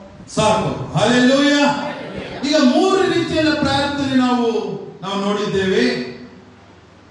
ಯಾಕೋಬನು ಹೋರಾಟ ಪ್ರಾರ್ಥನೆ ಮಾಡಿ ದೇವರ ಆಶೀರ್ವಾದ ಹೊಂದ. 12 ಹೃದಯದಿಂದ ಪ್ರಾರ್ಥನೆ ಮಾಡಿ ಮಗುವನ್ನು ಪಡೆದಳು. ಕುರುಡರು 3ನೇದಾಗಿ ಕುರುಡರು ಸಹ ದಾವೀದ ಕುಮಾರನ ಎಂದು ಕೂಗಿ ಕಣ್ಣನ್ನು ಹೊಂದಿದರು. 4ನೇದಾಗಿ ನಾವು ಈ ಒಂದು ಉದಾಹರಣೆ ನೋಡಬೇಕಾದ್ರೆ, ಬೇಸರಗೊಳ್ಳದೆ ಯಾವಾಗಲೂ ಪ್ರಾರ್ಥನೆ ಮಾಡುತ್ತಿರಬೇಕೆಂಬುದಕ್ಕೆ ಯೇಸು ಕ್ರಿಸ್ತನು ಹೇಳಿದಂತ ಸಾಮ್ಯ. ಹಲ್ಲೆಲೂಯ! ಪ್ಯಾರಾಬಲ್. ದೇವರು ಯಾವಾಗಲೂ ನೀವು ಪ್ರಾರ್ಥನೆ ಬೇಸರಗೊಳ್ಳದಂತೆ ನೀವು ಪ್ರಾರ್ಥನೆ ಮಾಡಬೇಕು ಅಂತ ಹೇಳ್ತಾ ಇರುವಂತದ್ದು ಯೇಸು ಕ್ರಿಸ್ತನು. ಇದು ಖುದ್ದಾಗಿ ಜೀಸಸ್ ಈ ಲೋಕಕ್ಕೆ ಬಂದು ತಿಳಿಸಿಕೊಟ್ಟಿರುವಂತ ವಾಕ್ಯಗಳಿದು. ಅವನು ಸುವಾರ್ತೆ ಸಾರುವಂತ ಸಮಯದಲ್ಲಿ ಈ ವಾಕ್ಯಗಳನ್ನು ಹೇಳಿರುವಂತದ್ದು. ನೀವು ಬೇಸರಗೊಳ್ಳದೆ ಯಾವಾಗಲೂ ಪ್ರಾರ್ಥನೆ ಮಾಡಿ ಅಂತ. ಅದಕ್ಕೆ ಒಂದು ದೇವರು ಯೇಸು ಕ್ರಿಸ್ತನ ಎಕ್ಸಾಂಪಲ್ ಕೊಡ್ತಾರೆ. ಒಬ್ಬಳು ವಿಧವೆ ಇರ್ತಾಳೆ. ಆ ವಿಧವೆ ಒಂದು ಊರಲ್ಲಿ ಒಬ್ಬ ನ್ಯಾಯಾಧಿಪತಿ ಇರ್ತಾನೆ. ಆ ನ್ಯಾಯಾಧಿಪತಿ ಅವನು ದೇವರಿಗೂ ಹೆದರದೇ ಇರೋನು, ಮನುಷ್ಯರಿಗೂ ಹೆದರದೇ ಇರೋನು. ನೀವು ಅಲ್ಲಿ ಕಂಟಿನ್ಯೂ ಮಾಡಿ, ಅಲ್ಲೇ ಗೊತ್ತಾಗುತ್ತೆ. ಕಂಟಿನ್ಯೂ ಮಾಡಿ. ನ್ಯಾಯಾಧಿಪತಿ ಇದ್ದನು. ಒಂದಾನೊಂದು ಊರಿನಲ್ಲಿ ಒಬ್ಬ ನ್ಯಾಯಾಧಿಪತಿ ಇದ್ದನು. ಹೌದು. ಅವನು ದೇವರಿಗೆ ಹೆದರದೆ ಮನುಷ್ಯರನ್ನು ಲಕ್ಷ್ಯ ಮಾಡದೆ ಇದ್ದವನು. ಅದೇ ಊರಿನಲ್ಲಿ ಒಬ್ಬ ವಿಧವೆ ಇದ್ದಳು. ಒಬ್ಬ ಬಡ ವಿಧವೆ ಇದ್ದಳು. ಆಕೆಯು ಅವನ ಬಳಿಗೆ ಬಂದು, ಹೌದು, ನ್ಯಾಯ ವಿಚಾರಣೆ ಮಾಡಿ ನನ್ನ ವಿರೋಧಿಯಿಂದ ನನ್ನನ್ನು ಬಿಡಿಸು ಎಂದು ಹೇಳಿಕೊಳ್ಳುತ್ತಿದ್ದಳು. ಹೌದು. ಅವನು ಸ್ವಲ್ಪ ಕಾಲ ಮನಸ್ಸು ಕೊಡಲಿಲ್ಲ. ಹೌದು, ಸಾಕು. ಈಗ ಅವನು ಏನ್ ಮಾಡ್ತಾನೆ? ಅವನು ಯಾರಂತೆ? ಅವನು ನ್ಯಾಯಾಧಿಪತಿ, ಇದೆ ಜಡ್ಜ್. ಅವನೇನು ದೇವರಿಗೂ ಎದುರವನಲ್ಲ, ಈ ಕಡೆ ಮನುಷ್ಯರಿಗೂ ಎದುರವನಲ್ಲ. ಅವನು ಆ ರೀತಿಯಾದ ಒಬ್ಬ ಕಟುಕ, ಅಂದ್ರೆ ತುಂಬಾ ಕಟುಕ ಮನಸ್ಸುಳ್ಳವನು ಅವನು. ತುಂಬಾ ಅವನು ಮನಸ್ಸು ಕಲ್ಲಿತರ ರೀತಿಯಲ್ಲಿ, ಯಾರಿಗೂ ಎದುರಿಕೆ ಎನ್ನುವುದಿಲ್ಲ, ಕೇರು ಮಾಡೋದು ಗೊತ್ತಲ್ಲ ಕೆಲವರು ಇರ್ತಾರೆ. ಆ ರೀತಿಯಾದ ಒಬ್ಬ ನ್ಯಾಯಾಧಿಪತಿ. ಆದ್ರೆ ಅಲ್ಲಿ ಒಬ್ಬ ಬಡವೆ ಇರ್ತಾಳೆ, ಅವಳು ಇವನ ಹತ್ರ ಹೋಗಿ ನನ್ನ ವಿರೋಧಿಗಳಿಂದ ನನಗೆ ಏನಾಗ್ಬೇಕು, ನ್ಯಾಯ ಬೇಕು ಅಂತ ಕೇಳ್ಕೊಳ್ತಾ ಇರ್ತಾಳೆ. ಆದ್ರೂ ಸಹ ಇವನೇ ಮೊದಲೇ ಈ ವಾಕ್ಯದಲ್ಲಿ ಹೇಳಿರೋ ಪ್ರಕಾರ ಅವನು ಒಬ್ಬ ಯಾರಿಗೂ ಎದುರದೇ ಇರೋ ಮನುಷ್ಯ. ಇನ್ನು ಈ ವಿಧವೆ ಮಾತು ಕೇಳ್ತಾನ, ಇನ್ನು ಅವಳು ಕೇಳ್ಬಿಟ್ಟು ಏನಾದ್ರು ಇದು ಮಾಡ್ತಾನ.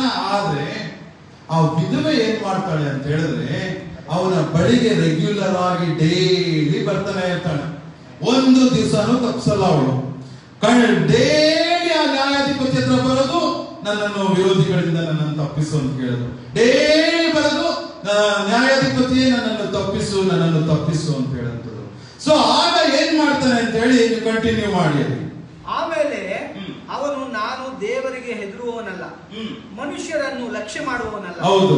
ಆದರೂ ಈ ವಿಧವೆ ನನ್ನನ್ನು ಕಾಡುತ್ತಾ ಬರುವುದರಿಂದ ಹೌದು, ಈಕೆಯ ನ್ಯಾಯವನ್ನು ವಿಚಾರಿಸಿ ತೀರ್ಪು ಮಾಡುವೆನು. ಹಲ್ಲೆಲೂಯಾ.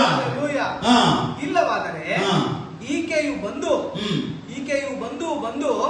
ಕಡೆಗೆ ನನ್ನನ್ನು ದಣಿಸಾಳು ಎಂದು ತನ್ನೊಳಗೆ ಅಂದುಕೊಂಡನು.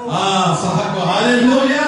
ಅವಳು ಏನ್ ಮಾಡ್ತಾಳಂತೆ, ಈ ವಿಧವೆ ನನ್ನ ಬಿಡೋದಿಲ್ಲ, ಇವಳು ಬಂದು ನನ್ನನ್ನು ಕಾಡ್ತಾನೆ ಇರ್ತಾಳೆ ಅಂತ. ಅವ್ನು ಏನ್ ಮಾಡ್ತಾನೆ ಅಂತ ಹೇಳಿದ್ರೆ, ಅವನ್ ನನಗೆಲ್ಲಿ ಕೊನೆಗೆ ಇವಳು ನನ್ನನ್ನೇ ದಣಿವರಿಸ್ತಾನೆ, ಅಂದ್ರೆ ನನಗೆ ರೆಸ್ಟ್ಲೆಸ್ ಆಗಿ ಮಾಡ್ಬಿಡ್ತಾಳೆ ಇವಳು ಅಂತೇಳಿ ಆ ವಿಧವೆಗೆ ನ್ಯಾಯವನ್ನು ಕೊಟ್ಟನು. Hallelujah, hallelujah. ಆ ರೀತಿಯಾಗಿ ದೇವರ ಬಳಿಯಲ್ಲಿ ನೀವುಗಳು ಯಾವಾಗಲೂ ಬೇಸರಗೊಳ್ಳದೆ ನಿಮ್ಮ ಆಶೀರ್ವಾದವನ್ನು ಪಡೆಯುವ ತನಕ ನೀವು ದೇವರ ಪ್ರಾರ್ಥನೆಯನ್ನು ಬಿಡಬಾರದು. ಹಲ್ಲೆಲೂಯಾ. ಈ ಎಕ್ಸಾಂಪಲ್, ಈ ಉದಾಹರಣೆಯಿಂದ ನೀವು ತಿಳ್ಕೊಳ್ಳುವಂಥದ್ದು ಇದು ವಾಕ್ಯ. ನಾವು ಯಾವಾಗಲೂ ಬೇಸರಗೊಳ್ಳದಂತೆ ದೇವರಲ್ಲಿ ವಿಜ್ಞಾಪನೆ ಮಾಡ್ತಾ ಇರಬೇಕು, ಪ್ರಾರ್ಥನೆ ಮಾಡ್ತಾ ಇರಬೇಕು, ಮೊರೆ ಇಡ್ತಿರ್ಬೇಕು. ಇಲ್ಲದಿದ್ರೆ ನಾವು ಸುಮ್ಮನೆ ಹೋಗಿ ಒಂದು ಬಾರಿ ಹೋಗಿ ಕೇಳ್ಬಿಟ್ಟು ಮತ್ತೆ ಬಂದು ಬರುವಂಥದ್ದು, ತಿರುಗಿ 2 ಸತಿ ಕೇಳಿ ಬರುವಂಥದ್ದು ಆಗೋದಿಲ್ಲ. ನೀವೇನೇ ಕೆಲಸ ಮಾಡಿ, ನಾವು ಒಬ್ಬನಿಗೆ ಇದು ಎಕ್ಸಾಂಪಲ್ ಆಗಿ ನಾನು ಸಹ ತಗೋಬೇಕು. ಯಾಕಂದ್ರೆ ಎಲ್ಲಾ ವಾಕ್ಯ ನನಗೂ ಸಹನೇ ಅದು. ನಾನೇನು ಇಲ್ಲಿ ನಿಂತ್ಕೊಂಡು ಹೇಳ್ತಾ ಇದ್ದೀನಿ ಅಂದ್ರೆ ನಿಮಗ್ ಮಾತ್ರ ಅಲ್ಲ, ಅದು ಮೊದಲು ನನಗೆ, ಆಮೇಲೆ ನಿಮಗೆ. ಸರಿನಾ? ಹಾಗಾಗಿ ಈ ವಾಕ್ಯದ ನಾವು ನೋಡ್ತಾ ಇರ್ಬೇಕಾದ್ರೆ, ಈ ವಾಕ್ಯಗಳೊಟ್ಟಿಗೆ ನಾವು ಏನೇ ಕೆಲಸ ಮಾಡಬೇಕಾದ್ರೂ ನಾವು ಅದನ್ನು ಪ್ರಯತ್ನಿಸುತ್ತಲೇ ಇರಬೇಕು. ಅಂದ್ರೆ ಈ ಪ್ರಯತ್ನ ಇತ್ತಲ್ಲಿ ಅವಳಲ್ಲಿ, ಅವಳು ಬಿಡ್ತಾನೆ ಇರಲಿಲ್ಲ ಅವನಿಗೆ. ನಾವು ದೇವರನ್ನು ಬಿಡಬಾರ್ದು. ಹೇಗೆ ಯಾಕೋಬನು ನೀನು ನನ್ನನ್ನು ಆಶೀರ್ವಾದಿಸಿದ ಹೊರತು ನಾನು ನಿನ್ನನ್ನು ಬಿಡುವುದಿಲ್ಲ ಎಂದು ಹೇಳಿದ್ದು, ಅದೇ ರೀತಿ ವಿಧವೆ ಅವನ ಬಳಿಯಲ್ಲಿ ಹೋಗಿ ಕೇಳ್ತಾ ಇದ್ದು, ನಾವು ಯೇಸುವಿನಲ್ಲಿ, ದೇವರಲ್ಲಿ ನಾವು ಪ್ರಾರ್ಥನೆ ಮಾಡ್ತಾನೆ ಇರಬೇಕು. Hallelujah, hallelujah. ನೀವು ಎಲ್ಲದೂ ಎಸ್ಪೆಷಲಿ ವಿಶೇಷವಾಗಿ ಈ ದೀಕ್ಷಾ ಸ್ನಾನ ಹೊಂದ್ಕೊಂಡಿರುವವರು ನಿಮಗೆ ಮತ್ತು ನಮ್ಮೆಲ್ಲರಿಗೂ ಹೇಳುವಂತ ವಾಕ್ಯ, ನೀವು ಪ್ರಾರ್ಥನೆ ಎಂಬುವಂಥದ್ದು ಸುಮ್ಮನೆ ಅಲ್ಲ. ಪ್ರಾರ್ಥನೆ ಎಂಬುವಂಥದ್ದು ಏನೋ ಚರ್ಚೆ ಬಂದು ಒಂದು ಸಮಯ ಪ್ರಾರ್ಥನೆ ಮಾಡುವಂಥದ್ದು ಅಥವಾ ಎಲ್ಲೋ ಕೂತ್ಕೊಂಡು ಒಂದ್ಸತಿ ಪ್ರಾರ್ಥನೆ ಮಾಡುವಂಥದ್ದು ಅಲ್ಲ. It is not wise. ಅದು ವೈಸ್ ಆಗಂತದಲ್ಲ. ಪ್ರಾರ್ಥನೆ ಎಂಬುವಂಥದ್ದು ಈ ರೀತಿಯಾಗಿ, ಅದಕ್ಕೆ ನಾನು 4 ಜನ ಡಿಫರೆಂಟ್ ವ್ಯತ್ಯಾಸವುಳ್ಳ ಮನುಷ್ಯರ ಪ್ರಾರ್ಥನೆಯನ್ನು ಯಾಕೆ ತಗೊಂಡು ಹೇಳ್ತಾ ಇದ್ದೀನಿ ನಿಮಗೆ ಅಂದ್ರೆ, ಒಬ್ಬೊಬ್ಬರ ಪ್ರಾರ್ಥನೆ ಹೇಗಿತ್ತು, ಒಬ್ಬೊಬ್ಬರು ಹೇಗೆ ದೇವರಲ್ಲಿ ಪ್ರಾರ್ಥನೆ ಮಾಡಿದ್ದರಂತೂ ನಾನು ನಿಮಗೆ ಹೇಳಿದ್ದೇನೆ ನನ್ನ ಪ್ರೀತಿಯ ವಿಶ್ವಾಸಿಗಳೇ. ಆದ್ರಿಂದ ನೀವು ಯಾವಾಗಲೂ ಎಡೆಬಿಡದೆ, ಬೇಸರಗೊಳ್ಳದೆ, ನೀವು ಬೇಸರಗೊಳ್ಳಬೇಡಿ. 1 ವರ್ಷ ಆಗ್ತಿದ್ಯಾ, 2 ವರ್ಷ ಆಗ್ತಿದ್ಯಾ, ಇಲ್ಲಿ ಹತ್ರ ತೋರಿಸಿದರೆ ಆದ್ರೆ ಅವಳು ಎಷ್ಟು ವರ್ಷ ಅವನ ಹತ್ರ ತಿರುಗಾಡಿದಳು ಅಂತ ನಮಗೆ ಗೊತ್ತಿಲ್ಲ. ಹಲ್ಲೆಲೂಯಾ. ಆದ್ರಿಂದ ನಾವು 1 ವರ್ಷ ಅಲ್ಲ, 2 ವರ್ಷ ಅಲ್ಲ, 3 ವರ್ಷ ಅಲ್ಲ, ಎಷ್ಟೇ ಆಗಲಿ ನಮಗೆ ಆಶೀರ್ವಾದ ಸಿಗುವ ತನಕ ನಾವು ದೇವರನ್ನು ಬಿಡಬಾರದು. ಹಲ್ಲೆಲೂಯಾ. ನಾವು ಪ್ರಾರ್ಥನೆ ವಿಜ್ಞಾಪನೆ ಮಾಡ್ತಾನೆ ಇರಬೇಕು, ನಾವು ಆಶೀರ್ವಾದ ಹೊಂದಿಕೊಳ್ಳುವ ತನಕ. ಹಲ್ಲೆಲೂಯಾ. ಬೇಸರಗೊಳ್ಳದೆ ಪ್ರಾರ್ಥನೆ ಮಾಡಿ, ನೀವು ಯಾರು ಹಿಂಜರಿಬೇಡಿ ನನ್ನ ಪ್ರೀತಿಯ ವಿಶ್ವಾಸಿಗಳೇ. ಅರ್ಥ ಆಗ್ತಿದ್ಯಾ? ಹಲ್ಲೆಲೂಯಾ. ಸೊ ಯಾಕಂದ್ರೆ ದೇವರು ವಾಕ್ಯದಲ್ಲಿ ನಾವು ನೋಡ್ತೇವೆ, ಲೂಕ 11:9 ಹೇಳುವ ಪ್ರಕಾರ, ಹಾಗೆ ನಾನು ನಿಮಗೆ ಹೇಳುವುದೇನೆಂದರೆ, ಬೇಡಿಕೊಳ್ಳ ಬೇಡಿಕೊಳ್ಳಿರಿ ನಿಮಗೆ ದೊರೆಯುವುದು, ಹುಡುಕಿರಿ ನಿಮಗೆ ಸಿಕ್ಕುವುದು, ತಟ್ಟಿರಿ ನಿಮಗೆ ತೆರೆಯುವುದು. ಇದು ಯೇಸು ಕ್ರಿಸ್ತನೇ ಮತ್ತೆ ತಿರ್ಗಾ ಅವರಿಗೆ ಕೊಡುವಂತ ವಾಕ್ಯ ಇದು. Luke chapter 11 verse 9. ಹಾಗೆಯೇ ನಾನು ನಿಮಗೆ ಹೇಳುವುದೇನೆಂದರೆ, ಬೇಡಿಕೊಳ್ಳಿರಿ ನಿಮಗೆ ದೊರೆಯುವುದು, ಹುಡುಕಿರಿ ನಿಮಗೆ ಸಿಕ್ಕುವುದು, ತಟ್ಟಿರಿ ನಿಮಗೆ ತೆರೆಯುವುದು. ಯಾಕೆಂದರೆ ಬೇಡಿಕೊಳ್ಳುವ ಪ್ರತಿಯೊಬ್ಬನು ಹೊಂದುವನು, ಹುಡುಕುವವನಿಗೆ ಸಿಕ್ಕುವುದು, ತಟ್ಟುವವನಿಗೆ ತೆರೆಯುವುದು. Hallelujah, hallelujah. ಸೊ ದೇವರೇ ಮತ್ತೆ ಯೇಸು ಕ್ರಿಸ್ತನ ಹೇಳ್ತಾ ಇರುವಂತದ್ದು, ನೀವು ಏನ್ ಮಾಡ್ಬೇಕಂತೆ?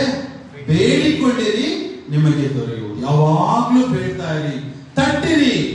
ಮನೇಲಿ ಕುತ್ಕೊಂಡು ಸುಮ್ಮನೆ ಬೇಡ್ತಾ ಇರುವಂತದ್ದು, ಅದಕ್ಕೆ ಎರಡನೇದು ಹೇಳಿರುವಂತದ್ದು. ನೀವು ಅಂದ್ರೆ ತಟ್ಟಿರಿ ಅಂದ್ರೆ ನಿಮ್ಮ ಕ್ರಿಯೆಗಳ ಮುಖಾಂತರ ನೀವು ಕೆಲಸ ಮಾಡ್ರಿ, ನಿಮ್ಮ ಕ್ರಿಯೆಗಳ ಮುಖಾಂತರ ನೀವು ಪ್ರಯತ್ನ ಮಾಡಿ. ಅಂದ್ರೆ ತಟ್ಟದಂತ ಏನದು? ಕ್ರಿಯೆಗಳ ಮುಖಾಂತರ ಪ್ರಯತ್ನ ಮಾಡುವಂಥದ್ದು. ಬೇಡಿಕೊಳ್ಳಿರಿ ಅಂತ ಒಂದಾಯ್ತು, ಅಂದ್ರೆ ಬೇಡಿಕೊಳ್ಳಿರಿ ಅಂದ್ರೆ ಪ್ರಾರ್ಥನೆ ಮಾಡ್ತಾ ಇರುವಂಥದ್ದು. ತಟ್ಟಿರಿ ಅಂದ್ರೆ ನಾವು ಹೋಗಿ ತಟ್ಟುವಂಥದ್ದು. ಅಂದ್ರೆ ಏನಾದ್ರಾಗ್ಲಿ, ನಮ್ಮ ಕೆಲಸದಲ್ಲಿ ಬೇರೆಯವ್ರ ಹತ್ರ ಕೇಳುವಂಥದ್ದಾಗ್ಲಿ, ಅವರಲ್ಲಿ ನಾವು ಕೇಳ್ತಾ ಇರುವಂಥದ್ದು, ನಮ್ಮ ವಿಜ್ಞಾಪನೆ ದೇವರಲ್ಲಿ ಹೇಳ್ತಾ ಇರುವಂಥದ್ದು. ತಟ್ಟಿರಿ, ಅದು ತೆರೆಯಲ್ಪಡುವುದು. ಹುಡುಕಿರಿ, ಅದು ನಿಮಗೆ ಸಿಕ್ಕುವುದು. ಹಲ್ಲೆಲೂಯಾ.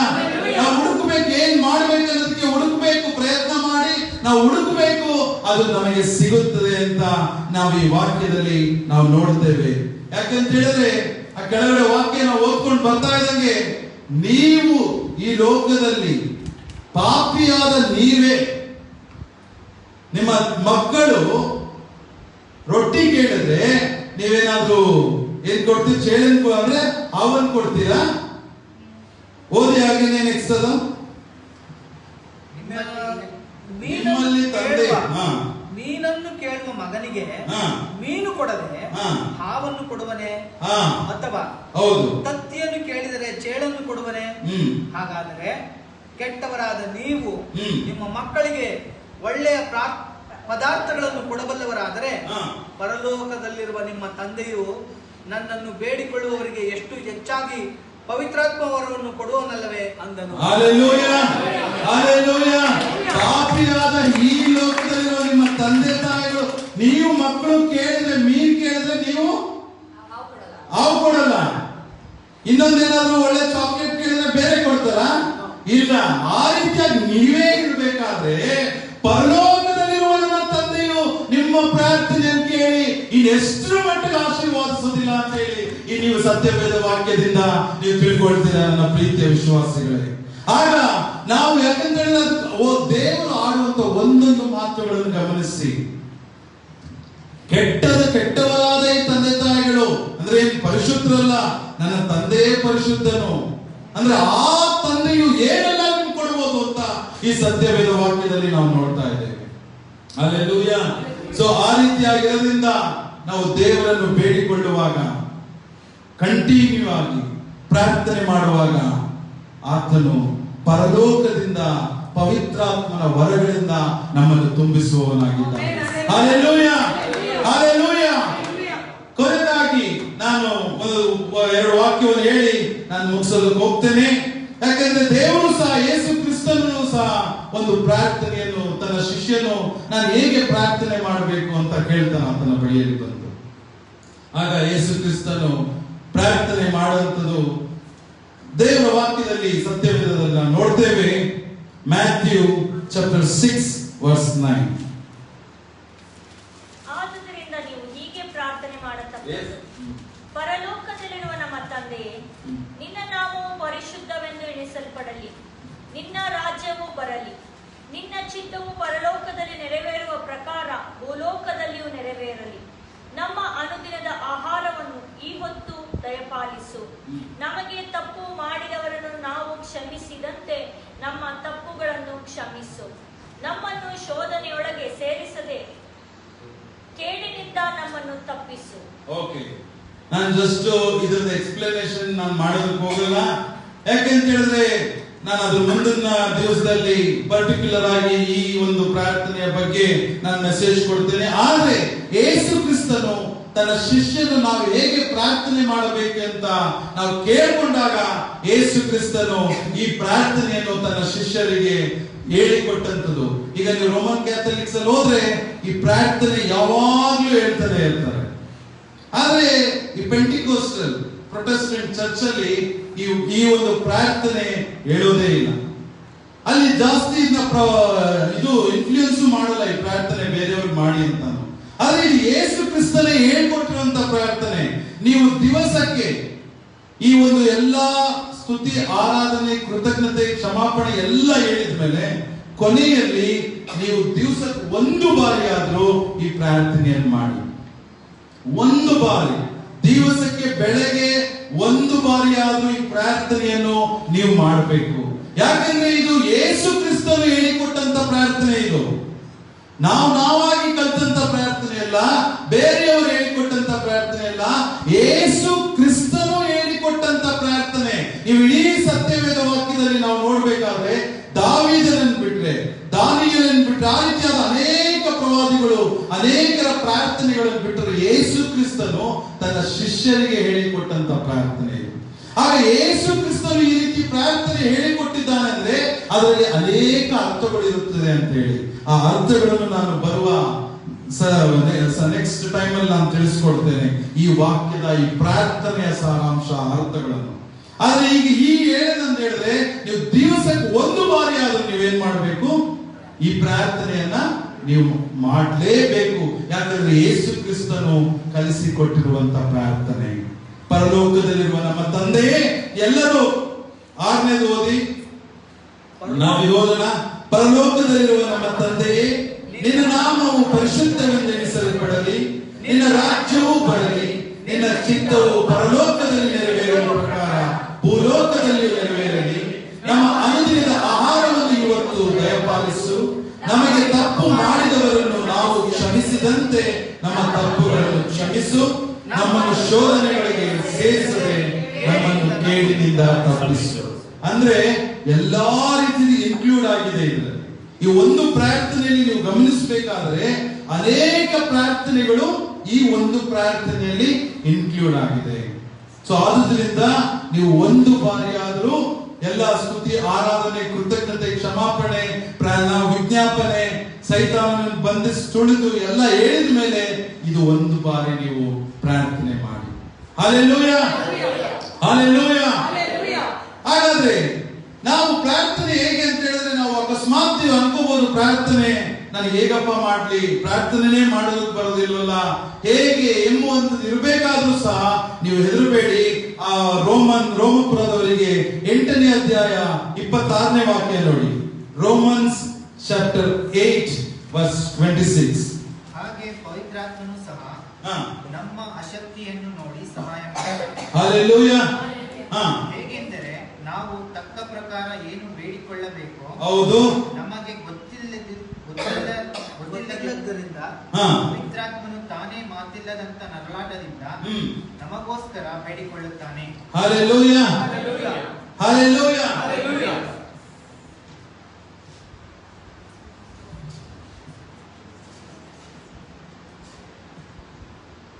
ಹಾಗೆ ಪವಿತ್ರಾತ್ಮನು ಸಹ ನಮ್ಮ ಶಕ್ತಿಯನ್ನು ನೋಡಿ ಅಶಕ್ತಿಯನ್ನು ನೋಡಿ.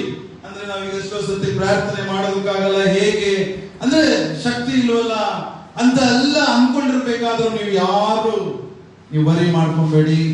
ಪವಿತ್ರಾತ್ಮನು ನಿಮ್ಮ ಜೊತೆಯಲ್ಲಿದ್ದು ನಿಮ್ಮೊಟ್ಟಿಗೆ ಸೇರಿ ಆತನೂ ಸಹ ನಿಮ್ಮೊಟ್ಟಿಗೆ ಸೇರಿ ದೇವರನ್ನು ಪ್ರಾರ್ಥನೆ ಮಾಡ್ತಾನೆ ಅಂತ ಈ ವಾಕ್ಯದಲ್ಲಿ ನಾವು ನೋಡ್ತೇವೆ. ಹಲ್ಲೆಲೂಯಾ. ಅಶಕ್ತಿಯನ್ನು ನೋಡಿ ಸಹಾಯ ಮಾಡುತ್ತಾನೆ. ಹೇಗೆಂದರೆ ನಾವು ತಕ್ಕ ಪ್ರಕಾರ ಏನು ಬೇಡಿಕೊಳ್ಳಬೇಕು ನಮಗೆ ಗೊತ್ತಿಲ್ಲದರಿಂದ.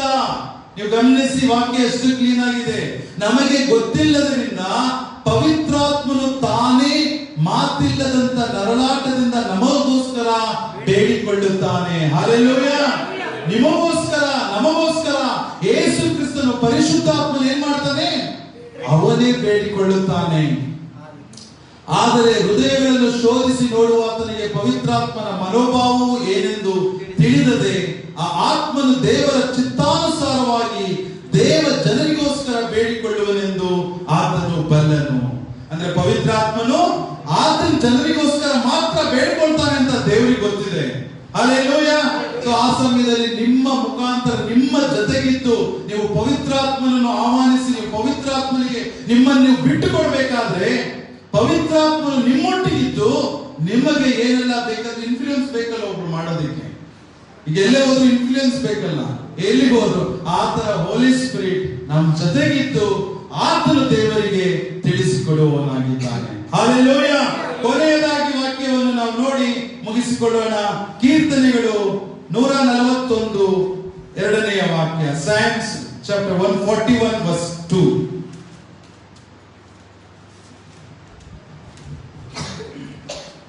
ನನ್ನ ಪ್ರಾರ್ಥನೆಯು ಧೂಪದಂತೆಯೂ ನಾನು ಕೈ ಎತ್ತುವುದು ಸಂಧ್ಯಾ ನೈವೇದ್ಯಂತೆಯೂ ನಿಮಗೆ ಸಮರ್ಪಕವಾಗಲಿ. ಹಲ್ಲೆಲೂಯಾ.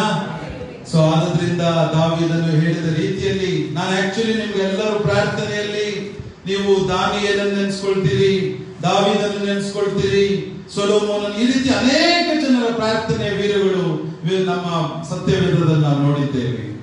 ಸೊ ಈ ರೀತಿಯಾಗಿ ಪ್ರಾರ್ಥನೆಗಳ ವಿಷಯದಲ್ಲಿ ನಾವು ಹೇಳಿದ ಮೇಲೆ ಕೊನೆಯದಾಗಿ ನಾನು ನಮ್ಮ ಈ Psalms 141 2ನೇ ವಾಕ್ಯದಲ್ಲಿ ಹೇಳಿರುವ ಪ್ರಕಾರ, ನನ್ನ ಪ್ರಾರ್ಥನೆಯು ಧೂಪದಂತೆಯೂ ನಾನು ಕೈ ಎತ್ತುವುದು ಸಂಧ್ಯಾ ನೈವೇದ್ಯದಂತೆಯೂ ನಿಮಗೆ ಸಮರ್ಪಕವಾಗಲಿ. ಹಲ್ಲೆಲೂಯಾ. ಹಲ್ಲೆಲೂಯಾ.